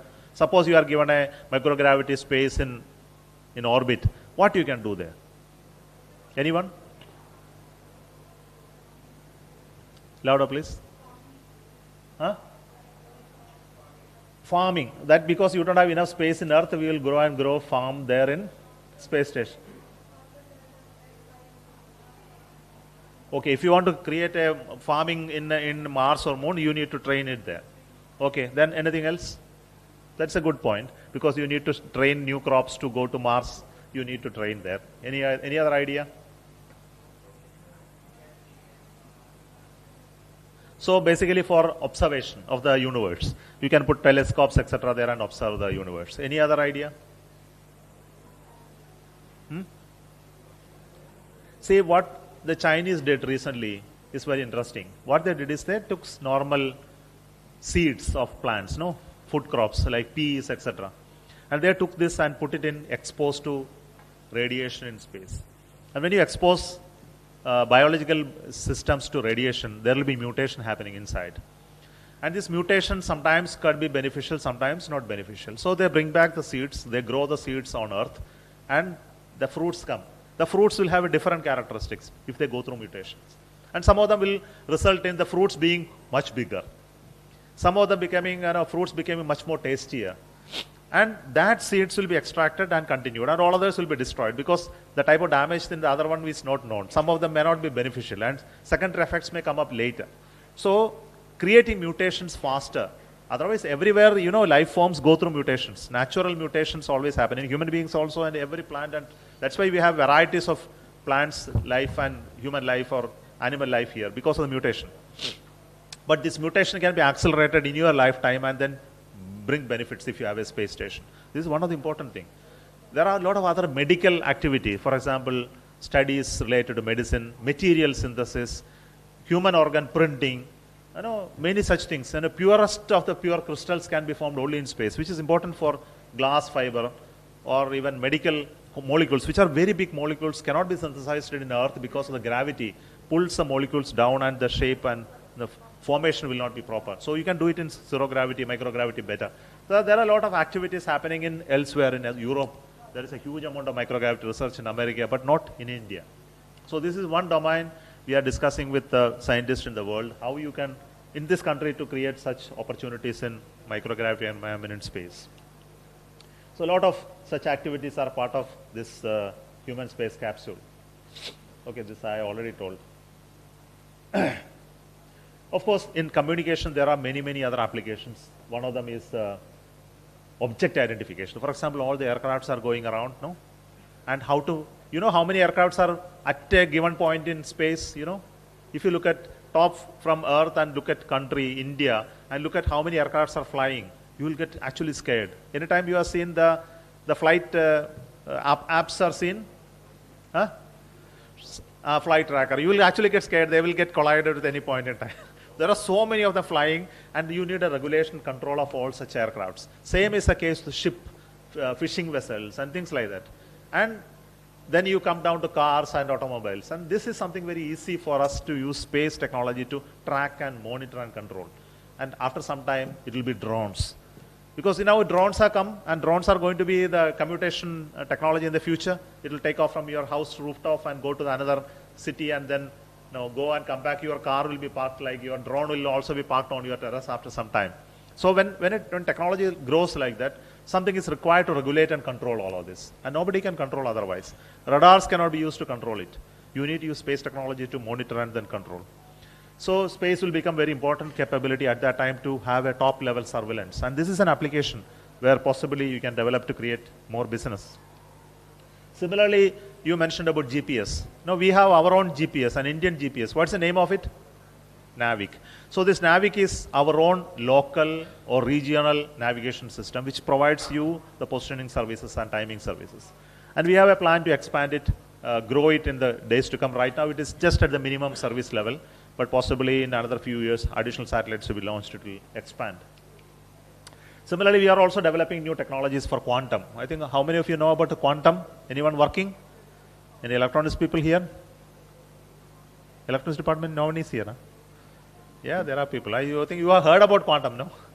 Okay, ISRO is developing some quantum key distribution technologies which will encrypt. Basically, quantum technologies are in many domains. One of the domains that we are using is optical quantum communication and encryption, basically to secure the communication. And this is going to happen, and we are going to develop a payload which will do this activity from space.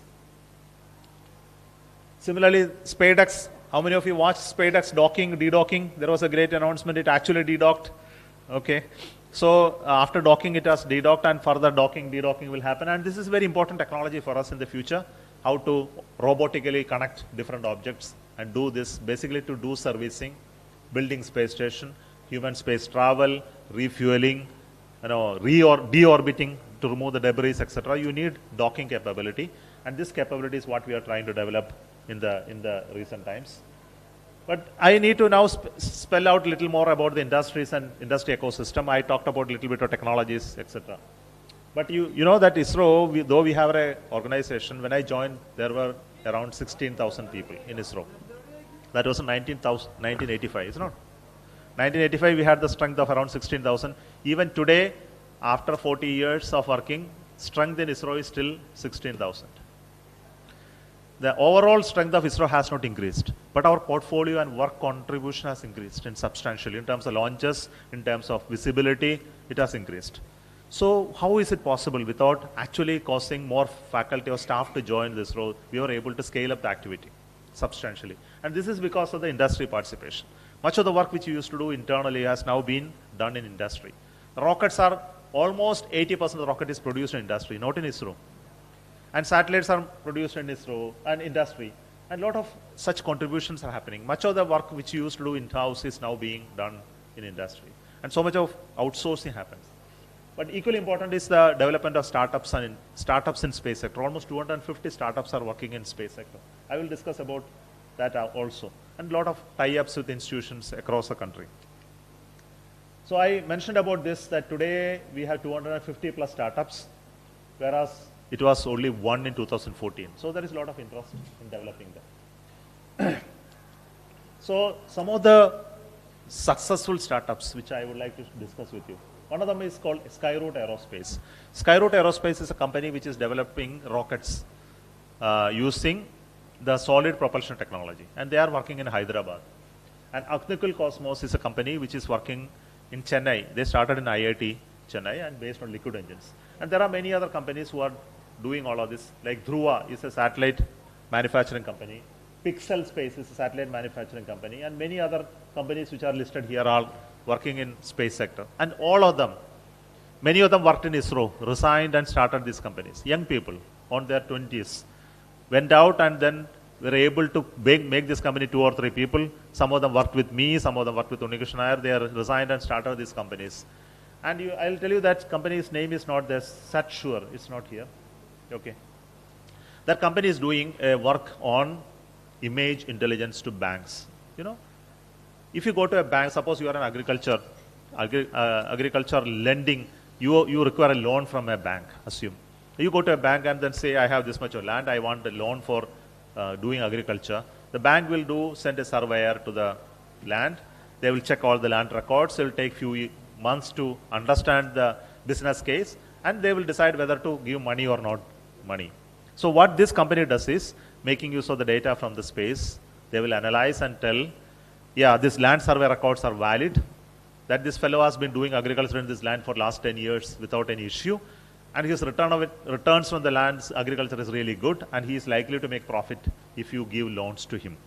And this intelligence, the company is able to give it in just 15 minutes.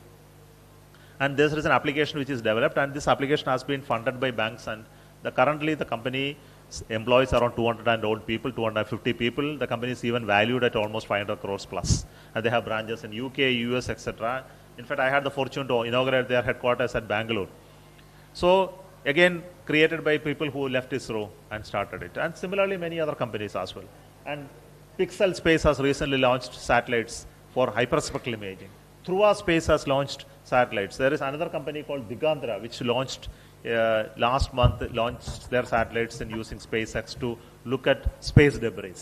So there are a lot of small companies, and don't think that all these companies are building all this based on their own money. No, absolutely no. If you have an idea, there are people in this country with a lot of money to support you. It's only an idea, an engineering capability, and teams if you can build, you can actually get a lot of money from venture capitalists, fund supporters, etc. And there is a huge ecosystem now come up in this country who will be able to help you to become an entrepreneur and really contribute. And some of the Skyroot and Agnikul companies are now targeting to value the company at almost 5,000 crores. So recently Skyroot announced that they are going to scale up their valuation to almost 5,000 crores, bringing new investment. Even before the company is launching a rocket, the company is now valued at 5,000 crores. So you can understand how much the investors, our returns, they are able to get. So there are a lot of such companies that names possibly you can go and search the startup companies in this country and how they are doing, what they are doing. It's something very interesting for you to understand. And a lot of solutions they are able to support this country. And many of them service now the defense sector, some of them service the agriculture sector. For example, one agriculture company, startup company, what you are doing is, suppose you have a land, for example, you have a 5 acre of land. You can go to the company and you are growing some plants or some farm equipment, things are there. The company can give you service on a regular basis on disease, nutritional requirements, water requirements, its crop yield estimates, every such intelligence that will provide you sitting at home. You can also operate water dispensing systems, nutritional dispensing system autonomously using this application. So such services industries have come up to solve problems for large-scale farmers. Okay, we are also working with industries to build rockets in the private sector, and this is done not by small fellows, it is all done by people, big people, slowly taking up industry production of rockets. And of course, sending data of what we are doing in the satellite data, and huge amount of data we collect using images. We are continuously imaging the country and also the world, and all this data comes to our ground stations, and we collect this data and keep it there. And generally, civil engineers in this college possibly have some course on geospatial data processing. I don't know. Today, civil engineers study this in these colleges, but this is a very interesting topic. Those who are interested to understand how satellite data can be used to create value, I think you must also study. Possibly, if you are interested, we can organize somebody to come and teach you a course on how satellite data can be used to create business cases for you, and what all applications you can develop out of it. And this will be interesting for civil engineer department. So what I want to tell you that today, after this sector has opened out, so much of data is being used by companies and businesses all across the country. We also have technologies which is being given to industries and startups to start their own businesses. Whatever developed in ISRO is actually available to you if you're really interested to take it, sometimes at a cost, sometimes not at a cost. And you can develop businesses around it. So I want to conclude saying that there are a lot of such business opportunities in the upstream, downstream, and midstream area. The upstream area is always difficult, but of course the first best approach for you young people is to start a career in some industries, slowly understand the industries and develop some upstream business cases, whereas midstream and downstream can actually start in college itself. A group of people who are interested to develop some applications can join right away in your third year and final year students, come together to work on some real problems in space and how you can address it. Start discussing right away, especially a combination of computer science, electronics, mechanical people coming together to build a satellite will be a good idea. You can try to look at how a satellite-based database application development and addressing some issues, local issues, you can figure out and how you can solve that problem. I think that could be a good student project, possibly can take a shape of a business case at a later point. So there are a lot of such lists here, which I am not going to dwell because it will take a lot of time to explain to you. Possibly sometime if you are interested, each of this can be explained to you by people who are experts in this area. So I would like to conclude and thank you, saying that the space sector is really showing a case for you people to come and look at entrepreneurial capability in space as well.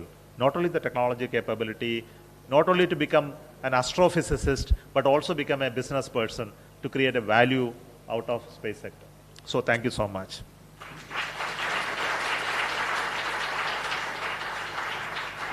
Now it's open to any questions or discussion. Yeah.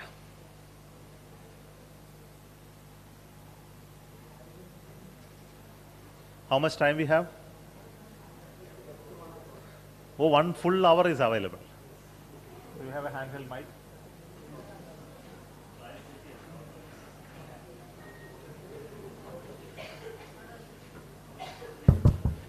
It was really a wonderful and marvelous talk, Dr. Somanath. സാറിൻ്റെ പല ടോക്കുകളും നമ്മൾ യൂട്യൂബിലൊക്കെ കണ്ടിട്ടുള്ളൂ. അത് നേരിട്ട് കാണാൻ ഭാഗ്യം ഇപ്പം നമുക്കുണ്ടായി. സോമനാഥ് സാറിൻ്റെ ഒരു പ്രത്യേകത എന്ന് പറഞ്ഞു കഴിഞ്ഞാൽ, ഒരു ടോക്കിൽ നമ്മളത് കേട്ട് കഴിഞ്ഞാൽ എന്നെപ്പോലുള്ള വൃദ്ധർക്ക് പോലും അതിലൊരു ഇൻട്രസ്റ്റ് തോന്നുന്നതാണ്. ചില എന്തോ ചെയ്യണം, എന്തൊക്കെ ചെയ്യാനുണ്ട്, നമ്മളെ കൊണ്ട് എന്തൊക്കെ പറ്റും എന്നൊരു ചിന്ത നമ്മളിൽ ഉണർത്തുന്നതാണ്. So more so for young minds like you. അപ്പം നിങ്ങൾ സാറിൻ്റെ ഈ പ്രഭാഷണത്തിൽ നിന്ന് വളരെ എന്തെല്ലാം ടോപ്പിക്കുകളാണ് ഈ ചെറിയ സബ്ജക്റ്റിനുള്ളിൽ പറഞ്ഞു തരുന്നത്. നിർമ്മലാ സീതാരാമനെ വരെ ടച്ച് ചെയ്ത സംഘടനകൾ പോയി. നമ്മുടെ ബജറ്റിനെ കുറിച്ച് നിങ്ങൾ പലർക്കും തോട്ട വിനിസിംഗ് ആയിട്ടുള്ള പല കാര്യങ്ങളും, നിങ്ങൾക്ക് അറിയത്തില്ലായിരുന്ന പല പല കാര്യങ്ങളും സാറിൽ നിന്ന് മനസ്സിലാക്കാൻ സാധിച്ചു. അപ്പോൾ അഗസ്ത്യമുനി കാവേരി നദിയെ തന്റെ കമണ്ടലിൽ ഒതുക്കിയെന്ന് പറഞ്ഞതുപോലെ സ്പേസ് ടെക്നോളജി, ഇന്ത്യയുടെ 2047 സ്പേസിന്റെ നമ്മുടെ ഡ്രീം മിഷൻ, ഇതിനുള്ള എല്ലാ കാര്യങ്ങളും ഈ ചുരുങ്ങിയ സമയത്തിനുള്ളിൽ അവതരിപ്പിച്ചു. ഇനി നിങ്ങളുടെ ടേണാണ്. കാരണം നിങ്ങൾ എത്രയും പേര് ഒന്നും മിണ്ടാതിരിക്കാന്നുള്ളത് നിങ്ങൾക്ക് തീർച്ചയായിട്ടും നിങ്ങൾക്ക് ഇൻസ്പയർ ആയിട്ടുണ്ടെന്ന് എനിക്കറിയാം. അതുകൊണ്ട് ആരും സാറിന് വെറുതെ വിടരുത്. 1 മണിക്കൂർ കിട്ടിയിട്ടുണ്ട്. അതുകൊണ്ട് എല്ലാവരും ഒരാൾ ചോദിക്കുന്ന കാര്യങ്ങൾ നമുക്ക് എത്രയോ ബിസിനസ് ഓപ്പർച്യൂണിറ്റീസ് സ്പേസിലുണ്ടെന്നുള്ളത് നമുക്ക് ആർക്കും ചിന്തിക്കാവുന്നതിനപ്പുറമായിട്ടുള്ള ചില കാര്യങ്ങളാണ്. സോ നമ്മൾ പറയും സ്കൈ ഈസ് ദ ലിമിറ്റ് എന്ന്. പിക്കരുത്, സ്കൈ അല്ല ലിമിറ്റ്, സ്കൈക്ക് മുകളിലാണ്, അതുക്കും മേലെ എന്ന് പറയുന്ന പോലെ സ്കൈക്ക് മുകളിലുള്ള കാര്യങ്ങളാണ് പറയുന്നത്.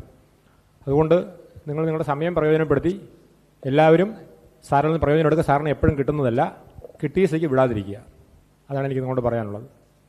അതുകൊണ്ട് ദയവ് ചെയ്ത് ആരും ഒന്നൊഴിയാതെ എല്ലാവരും അവരുടേതായ ചോദ്യങ്ങൾ, ലെറ്റ് ഇറ്റ് ബി എനിത്തിങ്. നമ്മളെല്ലാം പറയല്ലേ ദിസ് നോട്ട് റോക്കറ്റ് സയൻസ് എന്ന് പറയാറുണ്ട്. എന്ന് പറഞ്ഞാൽ അപ്പോൾ അതിന് റോക്കറ്റ് സയൻസ് എന്ന് പറഞ്ഞാൽ വലിയ കാര്യം, അതുകൊണ്ടാണല്ലോ അങ്ങനെ പറയുന്നത്. അപ്പോൾ ആ റോക്കറ്റ് സയൻസിന്റെ മറുകര കണ്ട ആളാണ് ഇരിക്കുന്നത്. അപ്പോൾ അദ്ദേഹത്തോട് എന്ത് ചോദിക്കാനുള്ള അവസരം നിങ്ങളെ പ്രയോജനപ്പെടുത്തുക. ക്വസ്റ്റ്യൻ ഒന്നും ബിസിനസിനെ കുറിച്ച് മാത്രമാവണം നിർബന്ധമൊന്നുമില്ല കേട്ടോ. എന്ത് വേണം ചോദിക്കാം. എനിക്ക് അറിഞ്ഞുകൂടാത്ത അറിയുന്നില്ല എന്ന് പറയും, അത്രേ ഉള്ളൂ. Hi sir, thank you so much. It's a great opportunity for me to interacting with you sir. എൻ്റെ ക്വസ്റ്റ്യൻ എന്ന് പറയുന്നത്, ഞങ്ങൾക്ക് എങ്ങനെ ISROന്റെ ഭാഗമാകാൻ പറ്റും?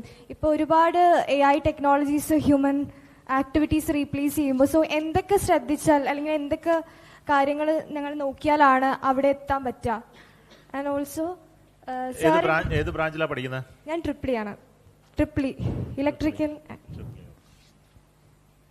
ആൻഡ് സാറിൻ്റെ ഒരു journey from a student to become an ISRO chairman, അതും കൂടെ ഞങ്ങൾക്ക് ഷെയർ ചെയ്യാമോ? ഓക്കെ. ഒന്ന് ISROയിൽ എത്തണമെന്നുണ്ടെങ്കിൽ ഇന്ന് പല വഴികളുണ്ട്.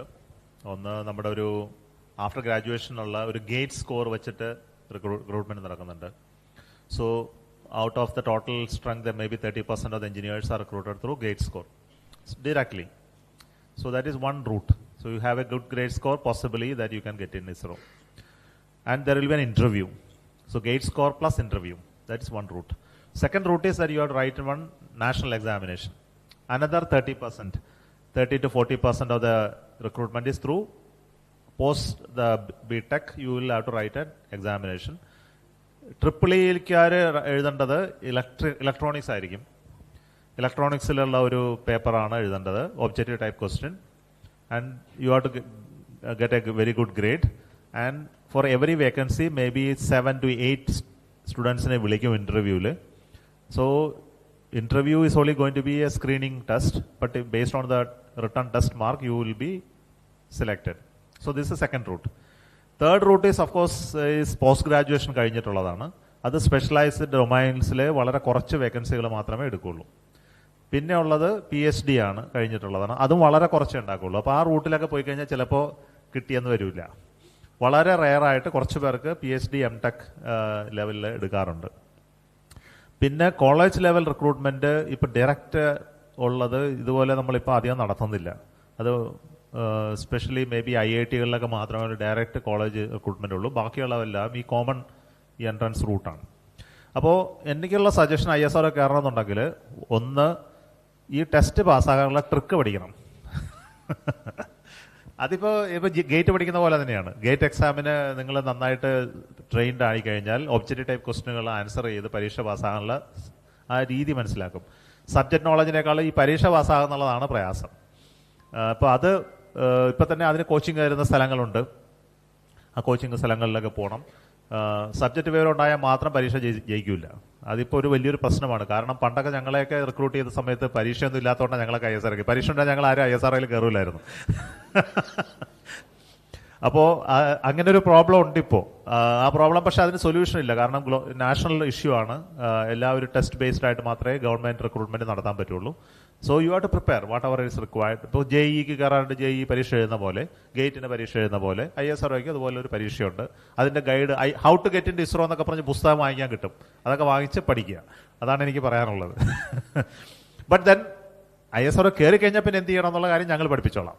ഓക്കെ, ഇപ്പോൾ ഉള്ള ആളുകളോ അല്ലെങ്കിൽ അടുത്ത ജനറേഷൻ ആളുകളോ എങ്ങനെയാണെന്ന് വെച്ചാൽ ആരെ കിട്ടിയാലും നമ്മൾ പഠിപ്പിച്ച് ശരിയാക്കി എടുത്തോളും, ഡൊമൈൻ എക്സ്പെർട്ട് ആക്കി മാറ്റിക്കോളും. അപ്പോൾ വരുമ്പോൾ ഒന്നും അറിഞ്ഞുകൂടാ, ഇപ്പോൾ റോക്കറ്റ് എന്ന് എനിക്ക് അറിഞ്ഞുകൂടല്ലോ, എങ്ങനെ ISRO പോയി പണിയെടുക്കുമെന്ന് ഓർത്തൊന്നും വിഷമിക്കണ്ട. ഓക്കെ, എങ്ങനെ ISRO കയറും എന്നുള്ള കാര്യം മാത്രം ഇപ്പോൾ ആലോചിച്ചാൽ മതി. അത് കഴിഞ്ഞ് ബാക്കിയൊക്കെ ശരിയാക്കി എടുത്തോളാം. ഓക്കെ, പിന്നെ കയറി കഴിഞ്ഞ് ചെയർമാൻ ആകണമെന്നുള്ള കാര്യം ഇത്തിരി പ്രയാസമാണ്. കാരണം കോമ്പറ്റീഷൻ ഉണ്ട്. ബിക്കോസ് എല്ലാവർക്കും ചെയർമാൻ ആവാനാവില്ല, വളരെ കുറച്ച് ആളുകൾക്ക് മാത്രമേ ആവുള്ളൂ. അപ്പോൾ ഒരു പോയിന്റ് എന്ന് പറഞ്ഞാൽ നിങ്ങൾ നേരത്തെ സർവീസിൽ കയറുന്നത് കൊണ്ട് അഡ്വാൻറ്റേജ് ഉണ്ട്, വളരെ യങ്ങർ ഏജിൽ. ബിക്കോസ് യങ്ങർ ഏജിൽ കയറി കഴിഞ്ഞാൽ അവിടെ സീനിയോറിറ്റി ഇല്ല. ISROയിൽ ഇയർ വൈസ് സീനിയോറിറ്റി ഇല്ല. ഞങ്ങളുടെ അകത്തുള്ള പ്രൊമോഷനെല്ലാം പെർഫോമൻസ് ബേസ്ഡ് പ്രൊമോഷനാണ്. ഇപ്പോൾ ചില ഡിപ്പാർട്ട്മെന്റിൽ കാണുമല്ലോ 6 വർഷം കഴിയുമ്പോൾ പ്രൊമോഷൻ, 10 കൊല്ലം കഴിയുമ്പോൾ പ്രൊമോഷൻ, 20 കൊല്ലം കഴിയുമ്പോൾ പ്രൊമോഷൻ. അങ്ങനെ ISROയ്ക്കകത്തില്ല. ISROയുടെ എല്ലാ പ്രൊമോഷനും ബേസ്ഡ് ഓൺ ആനുവൽ പെർഫോമൻസ് അസസ്മെന്റും കോൺട്രിബ്യൂഷൻ ബേസ്ഡ് അസസ്മെന്റുമാണ്. ഒരു മിനിമം ടൈം കഴിഞ്ഞു കഴിഞ്ഞാൽ ആ അസസ്മെന്റുകൾ ഉണ്ടായിക്കൊണ്ടിരിക്കും. അപ്പോൾ ഒരു പെർഫോം ചെയ്യുന്ന ആളുകൾ ഫാസ്റ്റർ ട്രാക്കിലൂടെ പ്രൊമോട്ടഡ് ആയി പോകും, പെർഫോം ചെയ്യാത്ത ആളുകൾ അത്ര സ്പീഡിൽ പോവില്ല. അപ്പോൾ ചെയർമാൻ ആകുക എന്നുള്ളത് നിങ്ങളുടെ പല ആസ്പെക്റ്റുകളെ ആശ്രയിച്ചിരിക്കും. ഒന്ന് നിങ്ങളുടെ പെർഫോമൻസ്, നിങ്ങൾ എവിടെയായിരുന്നു, ഏത് ഡൊമൈനിലാണ് വർക്ക് ചെയ്ത് തുടങ്ങിയത്, ഏതൊക്കെ തരത്തിൽ നിങ്ങളുടെ സ്കില്ല് ഡെവലപ്പ് ചെയ്തു over the years, multi disciplinary ആയോ, മാനേജീരിയൽ സ്കില്ലുകൾ ഡെവലപ്പ് ചെയ്തോ, ടെക്നിക്കൽ സ്കില്ല് മാത്രമല്ല മാനേജീരിയൽ സ്കില്ലുകൾ ഡെവലപ്പ് ചെയ്തോ, ഒരു വിഷൻ ഫോം ചെയ്യാനായിട്ടുള്ള കപ്പാസിറ്റി ഉണ്ടോ, കമ്മ്യൂണിക്കേഷൻ കേപ്പബിലിറ്റി ഉണ്ടോ, ആളുകളുമായിട്ട് സംസാരിക്കാനും ഇൻഫ്ലുവൻസ് ചെയ്യാനുമുള്ള ലീഡർഷിപ്പ് കേപ്പബിലിറ്റി, ഇതെല്ലാം അതിനകത്ത് വരും. അപ്പോൾ ഒരു ഓവറോൾ കേപ്പബിലിറ്റി ഡെവലപ്പ് ചെയ്യുമ്പോൾ നിങ്ങളുടെ സിസ്റ്റം നിങ്ങളെ നോക്കുന്നുണ്ട്. ചെയർമാൻ ആകാൻ പറ്റിയ ആളുകളെ ഞങ്ങൾ എല്ലായ്പ്പോഴും നോക്കിക്കൊണ്ടിരിക്കും. ഒരു 10-20 പേരെങ്കിലും 25 പേരെങ്കിലും ചെയർമാൻ ആകാൻ പറ്റിയ ആളുകൾ എപ്പോഴും ISROയ്ക്കകത്തുണ്ടാവും. അപ്പോൾ ആർക്ക് വേണേലും ആവാം. അപ്പോൾ അതിലൊരാളാവാനെങ്കിൽ ഫസ്റ്റ് ആദ്യം അകത്ത് കയറണം. ISRO കയറുക എന്നുള്ള കാര്യമാണ് പ്രയാസം. ചെയർമാൻ ആകുന്ന പിന്നെ അതിലും പ്രയാസം കുറവാണ്. Okay, right. Next question. Unnikrishnan എന്തെങ്കിലും പറയാനുണ്ടോ ചെയർമാനുള്ള വഴി?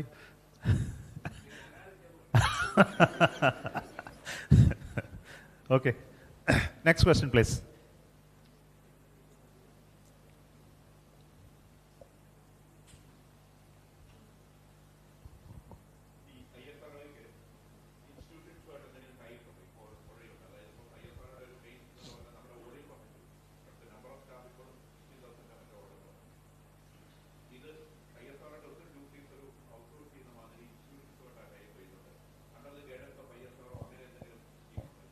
നമ്മൾ ഇൻസ്റ്റിറ്റ്യൂഷൻസ് ടൈപ്പ് ഒന്നും ജോലി ട്രാൻസ്ഫർ ചെയ്യാനായിട്ടോ അങ്ങനെയുള്ളതല്ല. ഇൻസ്റ്റിറ്റ്യൂഷൻ ടൈപ്പുകളെല്ലാം റിസർച്ച് സപ്പോർട്ട് ചെയ്യാനുള്ള ടൈപ്പുകളേ ഉള്ളൂ. ഫോർ എക്സാമ്പിൾ, നമ്മളുടെ ഹ്യൂമൻ സ്പേസ് ഫ്ലൈറ്റിന് നമുക്ക് നേവിയുമായിട്ട് ടൈപ്പ് ഉണ്ട്, DRDOയുമായിട്ട് ടൈപ്പ് ഉണ്ട്, അതുപോലെയുള്ള CSIR ലബോറട്ടറികളുമായിട്ട് ടൈപ്പ് ഉണ്ട്. അതെങ്കിലും സ്പെസിഫിക് ടെക്നോളജി ഡെവലപ്പ് ചെയ്യാനായിട്ടുള്ളതേ ഉള്ളൂ. റെഗുലർ വർക്കുകൾ, പ്രൊഡക്ഷൻ വർക്കുകളൊക്കെ നമ്മൾ ഇൻഡസ്ട്രീസിനാണ് സബ് കോൺട്രാക്ട് ചെയ്യുന്നത്. ഇപ്പം നമുക്ക് പല മോഡലുകളുണ്ട്. ഒന്ന് ചിലത് ഫുൾ സബ് കോൺട്രാക്ട് ചെയ്തിട്ടുണ്ട്, ചിലതിന് ഇൻഡസ്ട്രീസിനെ നമ്മുടെ ഉള്ളിൽ കൊണ്ടുവന്ന് പ്ലാന്റുകൾ ഓപ്പറേറ്റ് ചെയ്യുന്നവരാണ്. നമ്മൾ government own company operated mode എന്ന് പറയും. ഫെസിലിറ്റീസ് ബിൽഡ് ചെയ്യുന്ന ISROയാണ്, ഓപ്പറേറ്റ് ചെയ്യുന്ന കമ്പനികളാണ്. അപ്പോൾ അങ്ങനെയൊക്കെയുള്ള പല മോഡൽസിലാണ് നമ്മൾ പ്രൊഡക്ഷൻ ത്രൂപുട്ട് ഇൻക്രീസ് ചെയ്യുന്നത്. Institution collaboration are primarily for technology support, technology development. Where there is a gap, suppose parachute ഉണ്ടാക്കണം. ഇപ്പം നമ്മൾ ഗഗൻയാനിലെ പാരച്യൂട്ട് ഉണ്ടാക്കുന്ന ISRO അല്ല. പാരച്യൂട്ട് ഉണ്ടാക്കുന്നത് പാരച്യൂട്ടിനുള്ള ഒരു ലബോറട്ടറി ഇന്ത്യയിലുണ്ട്. അവരുമായിട്ട് ടൈപ്പ് ചെയ്ത്, പക്ഷെ അവർക്ക് ഓൾറെഡി ഇത്തരം പാരച്യൂട്ട് അറിയില്ല. അപ്പോൾ അവരുമായിട്ട് നമ്മൾ വർക്ക് ചെയ്ത് അവരെ കൊണ്ട് അത് ഡെവലപ്പ് ചെയ്യും. ഗഗൻ യാത്രികൾക്ക് വേണ്ട ഫുഡ് ഉണ്ടാക്കണം. ആ ഫുഡ് ISRO അല്ല ചെയ്യുന്നത്. അതിന് ഫുഡ് ടെക്നോളജി റിസർച്ച് ലബോറട്ടറികൾ ഇന്ത്യയിലുണ്ട്. അവരുമായിട്ട് നമ്മൾ ടൈപ്പ് ചെയ്ത് അതിന് വേണ്ടിയ സാധനങ്ങൾ ഡെവലപ്പ് ചെയ്യും. നമ്മുടെ മെറ്റീരിയൽസ് റിസർച്ച് ഒരുപാട് മെറ്റീരിയൽ, അപ്പോൾ നമ്മൾ എല്ലാ മെറ്റീരിയലും നമ്മൾ ഡെവലപ്പ് ചെയ്യില്ല. നമ്മൾ മെറ്റീരിയൽ റിസർച്ച് ചെയ്യുന്ന മിതാനി പോലെയുള്ള ഓർഗനൈസേഷൻ ഉണ്ട്, അവിടെ നമ്മൾ ടൈപ്പ് ചെയ്ത് ഉണ്ടാക്കും. അലൂമിനിയം നമ്മളെല്ലാം ഉണ്ടാക്കുന്നില്ല. അപ്പോൾ നമ്മൾ ബാൽക്കോ, ഹിൻഡാൽക്കോ പോലെയുള്ള കമ്പനികളുമായിട്ട് ടൈപ്പ് ചെയ്തിട്ട് അത് ഡെവലപ്പ് ചെയ്യും. Titanium Kerala minerals and metals ലിമിറ്റഡിൽ ആണ് നമ്മൾ ആ പ്ലാന്റ് ഉണ്ടാക്കിയിരിക്കുന്നത്. കേരള ഗവൺമെൻറ്റുമായിട്ടുള്ള ടൈപ്പിലാണ് അത് ചെയ്യുന്നത്. ഇലക്ട്രോണിക്സ് ഡെവലപ്മെൻറ്റിൽ മെയ്റ്റി സിലിക്കൺ SCL അവരുമായിട്ടാണ് ചെയ്യുന്നത്. അങ്ങനെ പല പല ഡൊമൈനിൽ എവിടെയാണോ ആവശ്യമുള്ളത് അവിടെ പോയി നമ്മൾ ഡെവലപ്പ് ചെയ്യും. അതുപോലെ കെമിക്കൽസ്, പ്ലാന്റ്സ്, ഫ്യൂവൽ, ഇങ്ങനെയുള്ള കാര്യങ്ങളെല്ലാം അതിനുള്ള ഡൊമൈൻ എക്സ്പെർട്ടീസ് ഉള്ള കമ്പനികളുമായിട്ട് ടൈ അപ്പ് ചെയ്തിട്ട് അവിടെ ഡെവലപ്പ് ചെയ്യും. ഓക്കെ, എന്തോ അതാ പറഞ്ഞത്, കോളേജുകളിൽ നമ്മൾ സ്റ്റുഡൻസിൻ്റെ പ്രോജക്റ്റുകളൊന്നും ചെയ്യില്ല. ഫാക്കൽറ്റിയുമായിട്ട് ചേർന്ന് കോളേജിന് പ്രോജക്റ്റുകൾക്ക് തരാൻ പറ്റും. അപ്പോൾ നമ്മൾ ചെയ്യുന്ന നോർമലി ISROയുടെ വെബ്സൈറ്റിൽ annually there is A announcement call respond basket. Respond basket announcement വരും. നമ്മൾ വെബ്സൈറ്റിലും ട്വിറ്ററിലൊക്കെ അനൗൺസ് ചെയ്യും റെസ്പോണ്ട് ബാസ്ക്കറ്റ് റിലീസ് ചെയ്തിട്ടുണ്ട്. അപ്പോൾ അതിനകത്ത് that will contain almost 200 or odd problems, statements. So you can submit a proposal to department saying that I would like to work on this problem, and so many faculties will be involved, and this is my plan of action, and this is a budget required. So you can, and this is my credibility. I have some experience to do this type of work. I will work on it next 1 year, 2 year time and give you a study report or result, whatever is expected. So if you submit, ISRO will select that and then grant you the project. That project will contain money, support, etc. And we will 6 monthly, 1 yearly review the progress and give the further funding. So such programs are there. Suppose you want to do a specific project which suiting to ISRO. Suppose some faculty has an idea. You can write to Director of VSSC or to Chairman saying that I have an idea like this. I want to work on a project like this in space.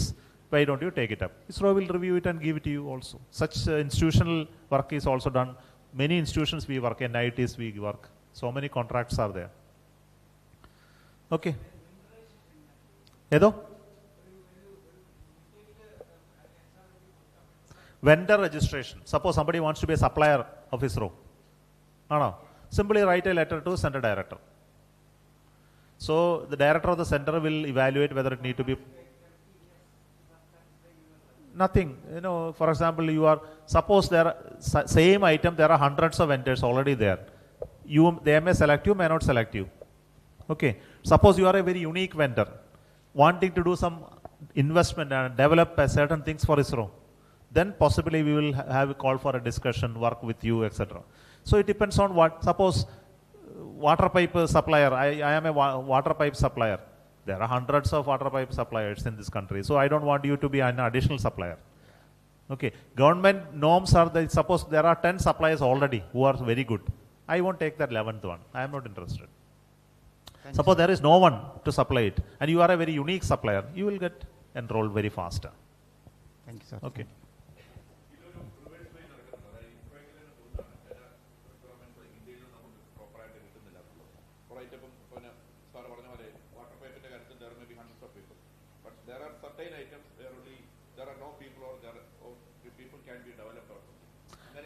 So there are so much work done like that. So we develop so many industries. We go to industries, I request them to develop. So like that we have developed so many things. For example, you don't know the quick fix. It's done by us. Our technology developed in private companies.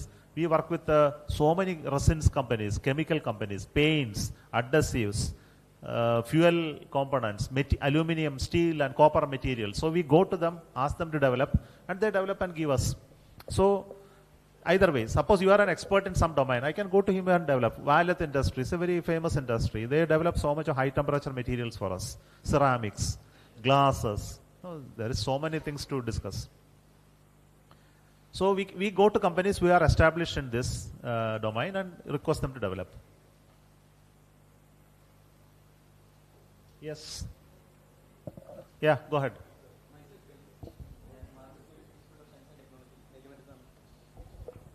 So എനിക്ക് ആദ്യം തന്നെ ഒരു thanks പറയാനുണ്ട്. കാരണം last year ഞങ്ങൾക്ക് ഞങ്ങളുടെ internship work അവിടെ ISROയിൽ ട്രിവാൻഡ്രം ചെയ്യാൻ പറ്റി. So we were a team of 4. ഞാൻ, Felix, Jyothis and Anna. Hrithik is not here. So first of all എനിക്ക് സോളി മിസ്സിനോട് ആ താങ്ക്സ് പറയാനുണ്ട്.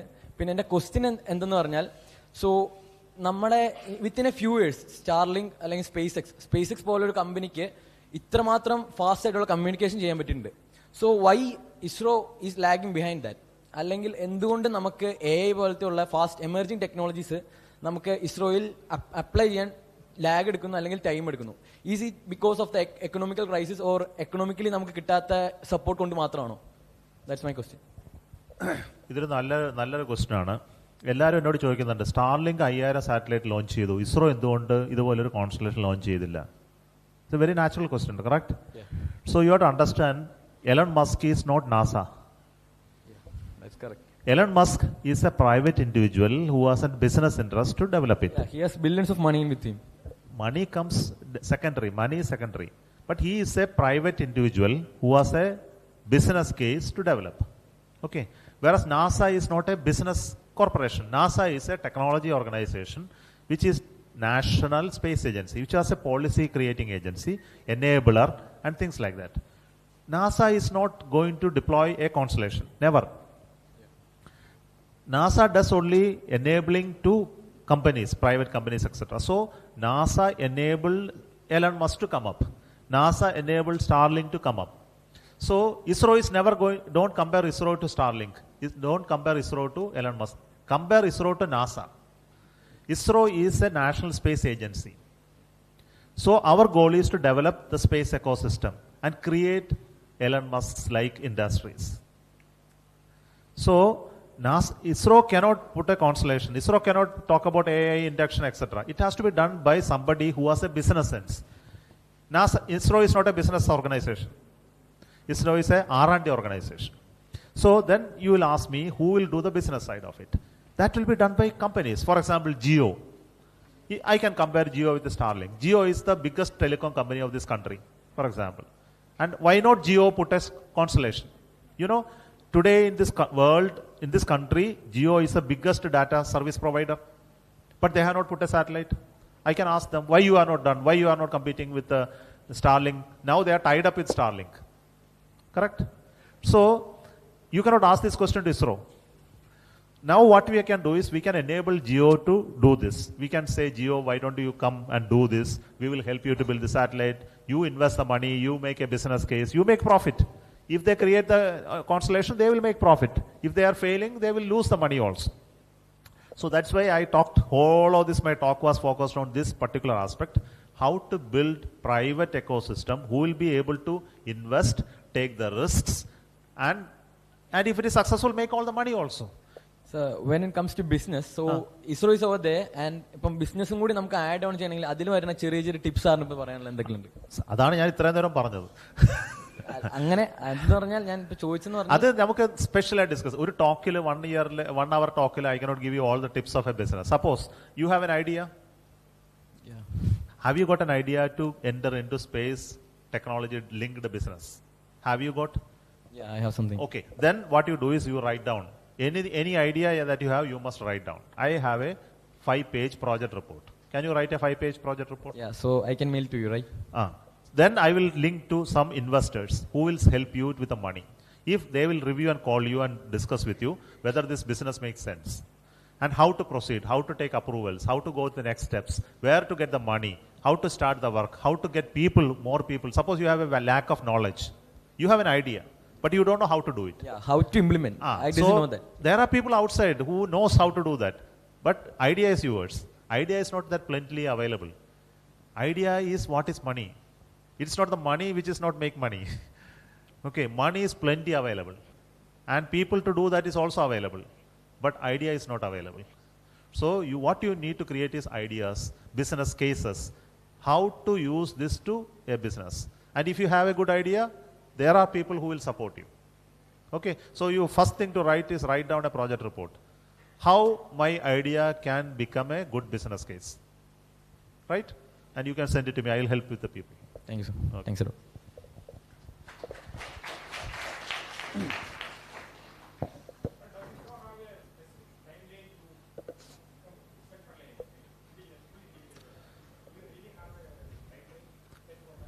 I'll ask you a question. Are you self-reliant? Are you buying? Idea എവിടുന്നാ വാങ്ങിക്കുന്നത്? I am asking a question to you. എല്ലാ ദിവസമുള്ള അരി നിങ്ങൾ ഉണ്ടാക്കുന്നുണ്ടോ? കടയിൽ നിന്ന് വാങ്ങിക്കണ്ടേ? And everything you have to buy outside. You have any plans to become self-reliant? Possible. So it is true, not possible for anyone to become self-reliant in that context. Because the reason I will tell you, we are all in a connected economy. The whole of the world is connected. The concept of self-reliance is only when you are constrained to do something. Suppose, കടക്കാരൻ പറയാണ് എനിക്ക് അരി തരൂല്ല നിങ്ങൾക്ക് എന്ന് പറഞ്ഞാൽ നിങ്ങൾ എന്ത് ചെയ്യും? ആ ഒരാളും തരൂല്ലാത്തൊരു സിറ്റുവേഷൻ ഉണ്ടായിക്കഴിഞ്ഞാൽ എന്ത് ചെയ്യും? കറക്റ്റ്. അപ്പോ so that's all is called the self-reliance. That I will not be constrained to do anything under circumstances of somebody wanting me not to grow. To that extent, we will be self-reliant. To that extent. And not beyond that. Because we have to build products and sell it somewhere. Suppose they say, I will not buy anything from you. I am a 100% self-reliant person. Where will I do business? I cannot do business. Because somebody has to buy my item.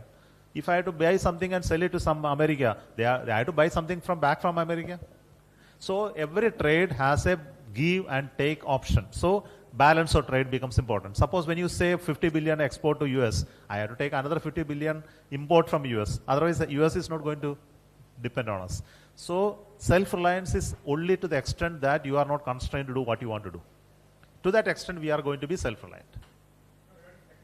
I am also telling technology also, to that extent we are, see, suppose I want to build a new rocket. I have shown a new rocket.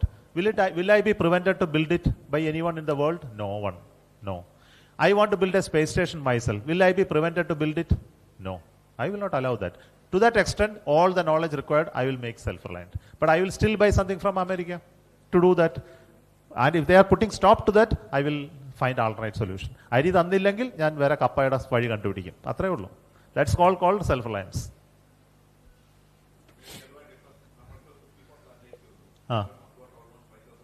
Correct.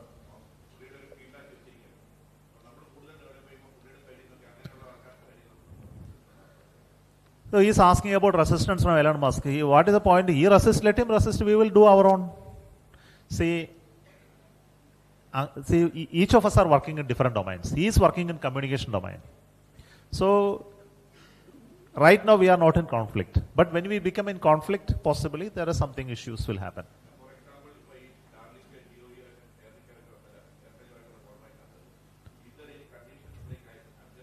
Why don't you use a mic, because there is no point in we talking each other. I think we are having a everybody's dialogue. No, my question is that again the question is now when they are making contract with Jio and Airtel and all, because these are the potential companies of India. Is there any condition, or they are putting a condition that okay, Jio or Airtel cannot develop their own satellites and any such thing? No, I am not privy to their business deal. I can't answer it. But is there any kind of resistance from Elon Musk for? I have no way to answer it. Thank you. Unless I know what is the terms of the contract, I can't answer.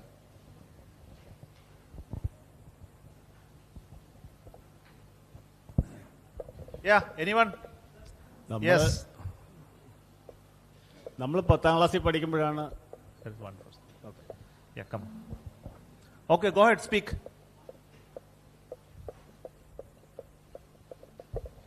So once again, thank you for having your time with us.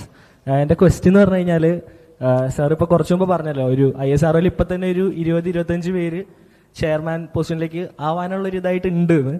അപ്പോൾ so what made you unique to become that position പറയാൻ പറ്റുമെങ്കിൽ. Anyway, I am no longer chairman. I relinquished my post. There is a new chairman. Okay.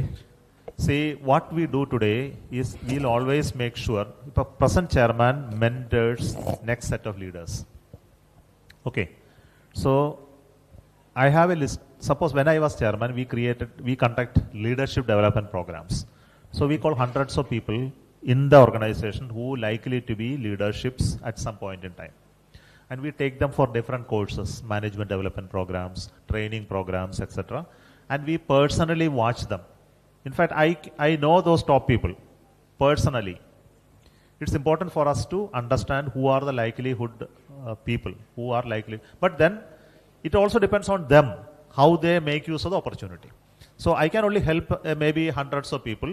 Out of the 17,000 people, only 100 people will be selected, and we train them to handle complex tasks. We also place them in organization at key positions who will take decisions, give experience of various kinds. So this is a preparation phase. So we prepare them to take up different challenges. So, and then there are other criteria, other choices, which will done by, when a chairman is to be selected, it has governmental decisions, political decisions, senior levels, peer level, other external factors. So many things come into play in terms of selection of chairman. It's not just one, say, Sadish Dhawan was selected by Sarabhai and Indira Gandhi picked him to become chairman. You heard like that? So chairmanship is something little different. You can go up to certain level in organization very with you see visible eligibility, but becoming prime minister. Who is the next prime minister? Do you know who is going to be the next prime minister? You have no idea. Yeah, so somebody will emerge. Okay, maybe Modi or somebody else will come. But this is a question of various factors that play. So same is the case with chairmanships.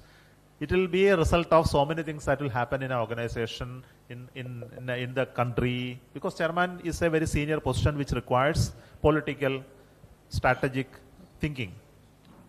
So you only prepare yourself to be. I prepared myself. I made up my mind when I was director, I will become chairman one day.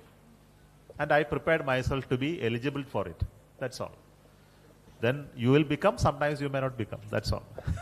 Thank you, sir.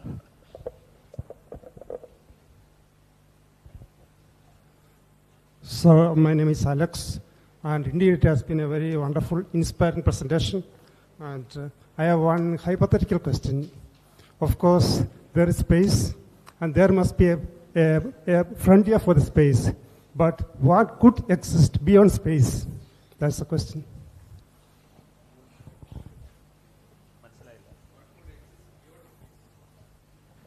What could exist beyond space? Yes, there must be a frontier for the space. And what could exist beyond space if there's a boundary for space? Okay, I do not know. If I knew that what exists beyond space is not the correct answer. Okay. For example, let me go back in history. You know the universe. We all know about the universe that we are living in, no? Our current universe. It is said to be 13.8 billion years old. And today we know all the stories that it started from a singularity at one point.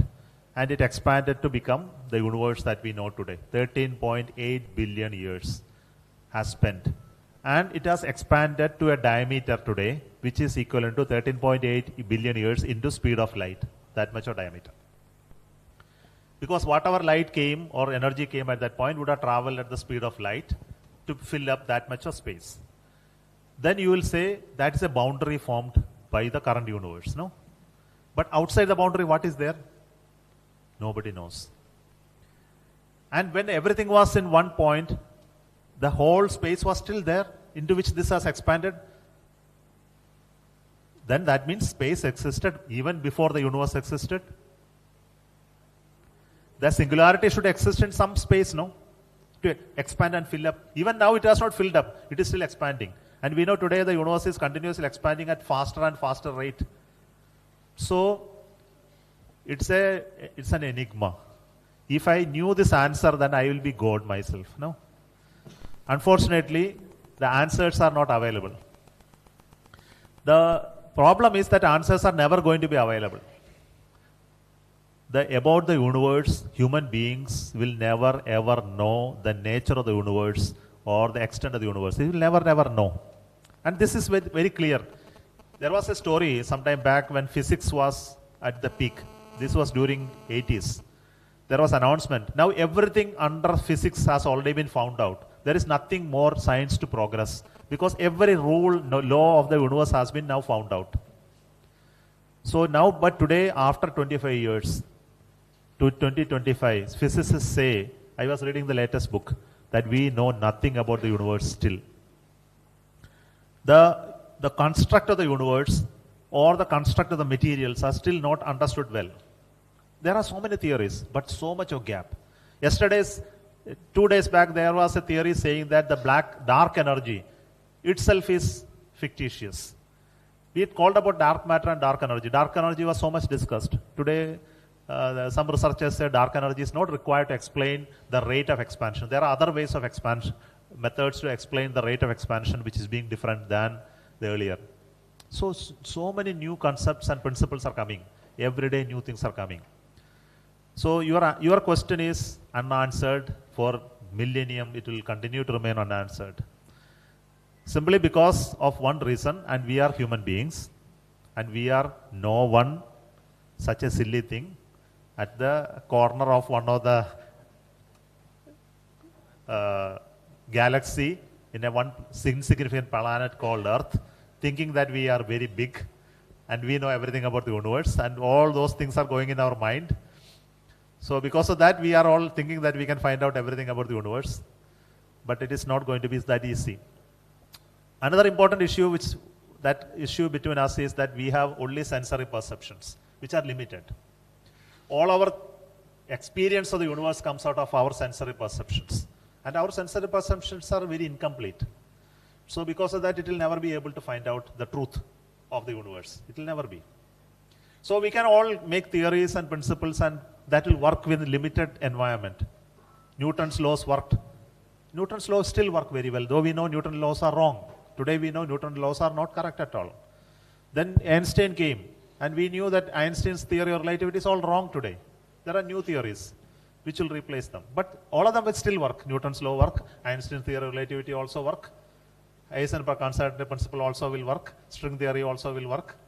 But there may be some theory which is far beyond this. Who knows? So we will be only wondering like this. So let us continue to wonder and enjoy.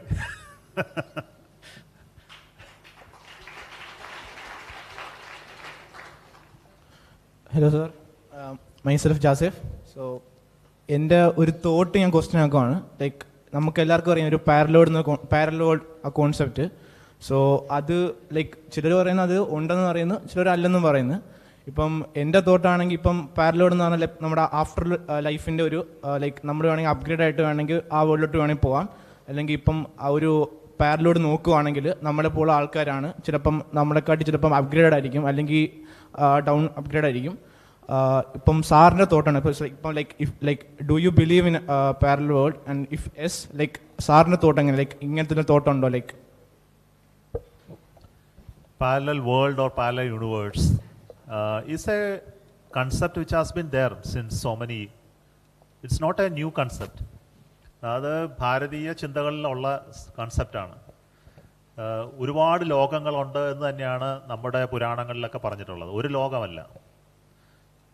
Multiverse theory is an integral part of the culture or the thought process of thousands of years in this part of the country. But the modern physics also talks about multiverse, because multiverse is a possibility, mathematically a possibility. It is now proven mathematically a possibility, multiverse. So, but there is no proof about it. No one has understood where is a multiverse, how to find out an alternate universe, etc. are not theoretically not proven. So I have to take the position of a scientist. If I take the position of a scientist, there is no proof, okay, about the multiverse. I am aware about only this universe, which has origin called the Big Bang and expanded to 13.5 billion years today. That is the universe which I am familiar. But how can it be that it is only one instant of one Big Bang theory? It could have happened in that vast space that existed at so many places. Same Big Bang would have happened, is it not? And they may be expanding at tremendous rates at different parts, and different universe could be existing. It's so much of a possibility. It's not an impossibility at all. So I can only say mathematically it is a possibility, multiverse. But then connecting to afterlife, etc., I have no idea. So I will only say, let me die and then go, and then if I get every opportunity to come back, I will tell you. But I have no idea till now. So only thing we can say, don't talk anything which you are not very sure about. Okay. Our human life is only for experience of knowing it, and we can only keep that interest to know about it alive, but never fall into unwanted belief. So you ask me a question, do you believe in multiverse? Correct? There is no reason for me to believe in multiverse, because belief is a nature of blindly trusting somebody told you. Never ever do that. Okay, you must experience yourself to tell it is like this. Otherwise, you must have a scientific thing to prove it is like this. Otherwise, you will become fall to somebody's tactics. So there is no question of belief. I don't believe in anything. I only observing and trying to find out. In that process, there are people who told so many things. I also listen to that. I also try to understand that. That's all. Sir, myself Alfred. ഇപ്പോൾ രണ്ട് ചോദ്യങ്ങൾ എൻ്റെ മനസ്സിൽ വന്നു. ഇപ്പോൾ അദ്ദേഹം ചോദിച്ച ഒരു ചോദ്യത്തിന് കണ്ടിന്യൂസ് ആയിട്ട് എനിക്കൊരു ഡൗട്ട് വന്നു. പിന്നെ എൻ്റെ സ്വന്തമായിട്ട് എനിക്ക് തോന്നിയൊരു ചോദ്യം കൂടെ ഞാൻ ചോദിക്കാം. നേരത്തെ സാർ പറഞ്ഞ ഈ 45 lakh ഇല്ലെങ്കിൽ 35 to 50 lakh crores ബഡ്ജറ്റുള്ള ഇന്ത്യ, ഇത്രയും ഡെവലപ്പിംഗ് ആയിട്ടുള്ളൊരു കൺട്രി, ഈ 20,000 to 30,000 crores മാത്രം ഈ റിസർച്ച് ആൻഡ് ഡെവലപ്മെന്റിലേക്ക് പ്രൊവൈഡ് ചെയ്യാനുള്ള കാരണം അത് പൊളിറ്റിക്കൽ ആണോ അതോ മറ്റെന്തെങ്കിലും കാരണമാണോ? If it's political, as a citizen of this nation എന്നെ കൊണ്ട് ഇല്ലെങ്കിൽ നമ്മളെ കൊണ്ട് എന്ത് ചെയ്യാൻ പറ്റും എന്നുള്ളതായിരുന്നു എൻ്റെ ആദ്യത്തെ ചോദ്യം. Very good question. I like that question. See, even if you give me 1 lakh crore for space program today, I can't do anything. See, my ability to spend 1 lakh crore in space has not yet reached. See, this is a very tricky question. People ask me, because I go to Parliament committee. Every year as a secretary, I need to present to a Parliament committee where members of Parliament will sit, and I have to present my accomplishment in department, and they will ask questions and criticize. Some Parliament members will say you are not right, somebody will say you are good. This is a process for every department. And they ask me, are you not getting enough money? They are asking. And I say, I am getting enough money. And I am not asking them to give me 1 lakh crores. I am happy with 20,000 crores. The secret is, even if you give one more money, I can't do anything. The reason is simple. The money is in proportion to your capability to do things. Okay. So the first and foremost thing is your capability to do things must increase. Then you can take more money. Otherwise, simply money alone won't do things. First, you need to have programs. You need to have people to do this. You need to have an activity which will keep it driving. For example, when I have a defense budget of 5 lakh crores, this 5 lakh crores is actually spent because there is a need to spend 5 lakh crores. But if I get 1 lakh crore of money, the need for spending 1 lakh crore in space is still not evident in the public. For example, I build an international space station like space station tomorrow. I send human beings to moon tomorrow. I'll ask you, I'll make a program to send human beings to moon next year. I want 2 lakh crores. Will the government will give? They will not give. The reason is simple. By sending a human to moon tomorrow, what are you going to achieve? They will ask you a question. And what will be the answer? I send you, you are the astronaut. I am sending you to moon, and you will go to moon and come back safely tomorrow. I will spend whatever money I want, I will spend and then send you there. What will you get? What the country will get? Nothing. Only one prestige will be very proud. I will take you along the road and then celebrate. You are a great person, went to moon and came back. The country need to benefit, right? So, the purpose of sending you to the moon is to certain growth in the sector, technologically, economically. And when that growth happens, going to moon makes a sense. Otherwise, you must take some jumps. For example, the decision by Kennedy to go to moon was driven by one reason. America wanted to be the #1 country of the world against Russia. There was a goal. And for that goal, they invested that much of money and built that program. So today, if I have to take more money, I must set a goal for myself. That goal is what I am setting for now. That's why we are building a space station, going to mission, etc. Space has become a success story in this country. And we want to anchor it on it and show that India needs high technology sector to grow in this country. For example, electronics. We are very bad, Every electronic chip is imported today. There is no chip making company in this country. Why we are like that? Because we did not invest at the right time to create chip making companies. There are many sectors we are very weak because we did not take those steps at that time. But today we are good in space, so I need to take that next step. So we are asking government to start investing slowly. So that is going to happen. So over a period of time, slowly this budget will grow. So if at all on a sudden if you give more money, there is no way to spend. So we are like creating a mechanism by which more and more investment will happen, more and more business will happen, more and more money will come. So it's a slow progress, slow process. I don't know whether you got it what I am telling. Maybe. Yes, you have to close now. By 12:30 we have to close it up. ഇപ്പോൾ ചോദിക്കാനുള്ള ചോദ്യങ്ങളൊക്കെ കുറച്ച് പേര് ചോദിച്ചു, ഉത്തരങ്ങൾ കിട്ടി. ഇനി ഞങ്ങൾ 80-85 ബാച്ച് ആൾക്കാർ we would like to felicitate doctor Somnath. ഒരു പൊന്നാടി അണിയിച്ച് ഒരു മെമൻറ്റോ കൊടുത്ത് ഞങ്ങളെ അദ്ദേഹത്തെ ആദരിക്കുന്നു. ആ ഒരു ചടങ്ങാണ്. ആ ചടങ്ങിലേക്ക് ഞാൻ ശ്രീ ജോൺസൺ ജോസഫിനെ ക്ഷണിക്കുന്നു.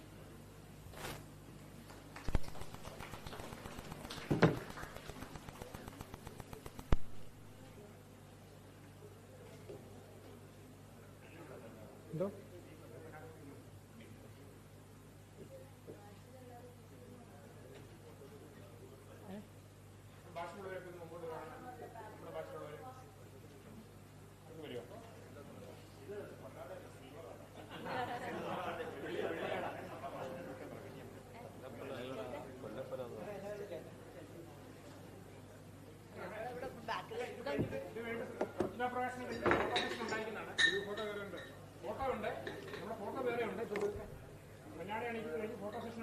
പ്രകാശനം കഴിഞ്ഞ് ഫോട്ടോ സെഷൻ ഉണ്ട് വേറെ. അതുകൊണ്ട് എല്ലാവർക്കും നിൽക്കാൻ പറ്റും.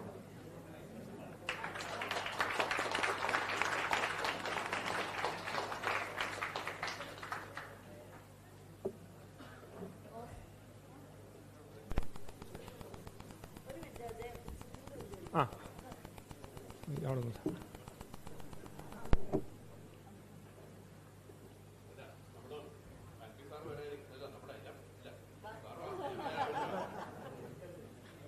ഭാര്യ വിളിക്കാത്തതുകൊണ്ട് സാറ് വന്നില്ലെന്നുള്ളതേ വിളിക്കും. അപ്പോൾ വന്നല്ലോ.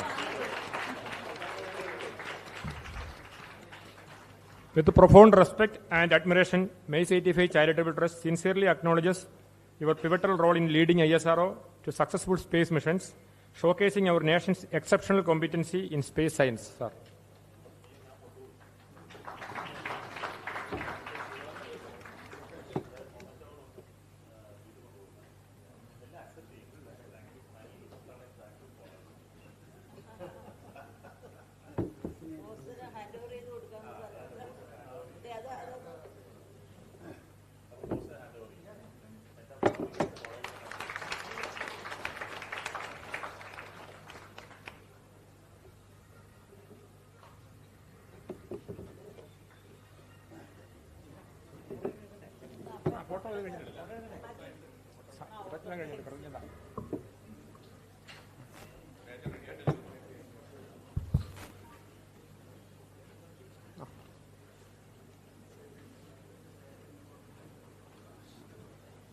പണ്ടൊരാൾ അത്യാവശ്യമായിട്ട് വീട്ടിൽ നിന്ന് ഇറങ്ങി ഓടി പോകുന്ന കണ്ടു. അയലോക്കംകാരൻ ചോദിച്ചു, എങ്ങോട്ട് അത്ര ധൃതി പിടിച്ച് ഓടുന്നത്? എനിക്ക് പറഞ്ഞു വയ്ക്കാൻ നേരെയല്ല, ഒരു തല്ലുകസ് ഒഴിവാക്കാൻ വേണ്ടി ഓടുക എന്ന് പറഞ്ഞു. അയ്യോ, ആര് തമ്മിലാണ് തല്ലെന്ന് ചോദിച്ചാൽ ഞാനും എൻ്റെ ഭാര്യയും തമ്മിലാണ് തല്ലെന്ന് പറയും. ഇപ്പം നമുക്ക് എത്ര ധൃതി ഉണ്ടെങ്കിലും നമുക്ക് ചില കാര്യങ്ങൾ നടത്താനായിട്ടുണ്ട്. കൃത്യനാ പ്രകാശനം എന്നൊരു ചടങ്ങ് ബാക്കിയുണ്ട്. നമുക്ക് അങ്ങനെ ഓടി പോകാൻ പറ്റിയല്ല. അപ്പോൾ കൊണ്ട് കൃത്യനാ പ്രകാശനത്തിനായി ഞാൻ ശ്രീ ജോസഫ് സക്കറിയായി ക്ഷണിക്കുന്നു.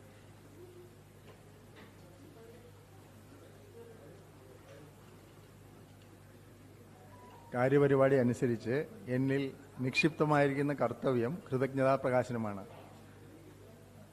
സമയതാമസം കൂടാതെ ഞാൻ ഈ കർത്തവ്യത്തിലേക്ക് നടക്കട്ടെ. ഇന്നത്തെ ഈ സമ്മേളനത്തിൽ വിശിഷ്ടാതിഥിയായി സംബന്ധിച്ചത് ISRO മുൻ ചെയർമാൻ ഡോക്ടർ എസ് സോംനാഥ് ആണ്. അദ്ദേഹം ഇന്നലെ ഡൽഹിയിലായിരുന്നു, ഇന്നിപ്പോൾ ഇവിടെയുണ്ട്, നാളെ വേറെ പരിപാടി, അത് കഴിഞ്ഞിട്ട് ബാംഗ്ലൂർ പോകും. അത്ര ജെറ്റ് സെറ്റായിട്ടുള്ള അദ്ദേഹം നമ്മളുടെ ഈ ഇത് സ്വീകരിച്ച് ഇവിടെ വന്ന് ഇത്രയും നല്ലൊരു സെഷൻ എടുക്കുകയും ഇൻട്രാക്റ്റീവ് സെഷനും വളരെ നന്നായിട്ട് ചെയ്തതിന് അദ്ദേഹത്തിന് മെയ്സ് 85-ൻ്റെ പേരിൽ ഞാൻ പ്രത്യേകം നന്ദി പറയുന്നു. അടുത്തായി നമ്മുടെ college principal doctor boss Mathew നമ്മുടെ ബാച്ചിനോട് ബന്ധപ്പെട്ട എല്ലാ പ്രവർത്തനങ്ങളിലും സർവാത്മന സഹകരണം നൽകുകയും കോളേജിൽ നടക്കുന്ന നമ്മുടെ പരിപാടികളിൽ ആദ്യന്തം സന്നിഹിതനാവുകയും ചെയ്യുന്ന ഒരു വിശിഷ്ട വ്യക്തിയാണ്. അദ്ദേഹത്തിന് ഞാൻ എല്ലാവരുടെയും നാമത്തിൽ നന്ദി പറയുന്നു. അടുത്തതായി MA college association secretary doctor Winnie Varghese ഈ ചടങ്ങിൽ ചേർന്നതിനുള്ള ക്ഷണം സദയം സ്വീകരിച്ച് ഇവിടെ എത്തിച്ചേർന്നു. അദ്ദേഹത്തിന് എല്ലാവരുടെയും നാമത്തിൽ ഞാൻ നന്ദി പറയുന്നു.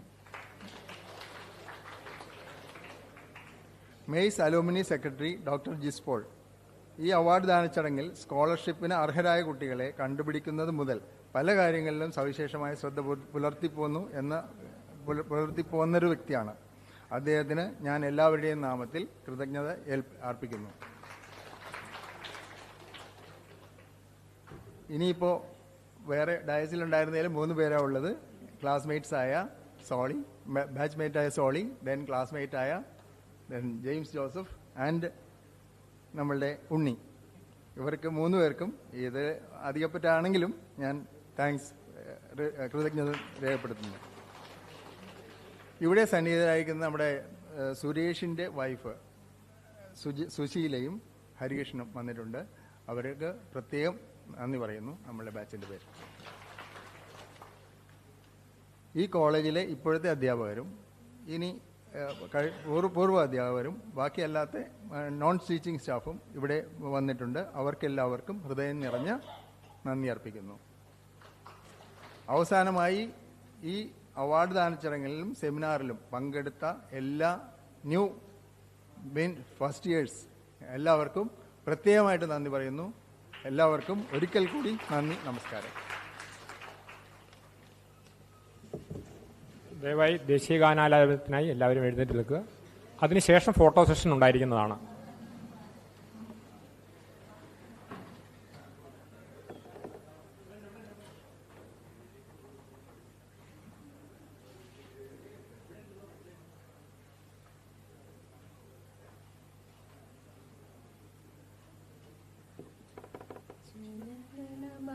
अधिनायक जय हे भारत भाग्य विधाता पंजाब सिंध गुजरात मराठा द्राविड उत्कल गंगा विंध्य हिमाचल यमुना गंगा उच्चल जलति तरंगा तव शुभ नामे जाहे तव शुभ आशीष मागे गाहे तव जय गाथा जनगण मंगलदायक जय हे भारत भाग्य विधाता जय हे जय हे जय हे जय जय जय जय हे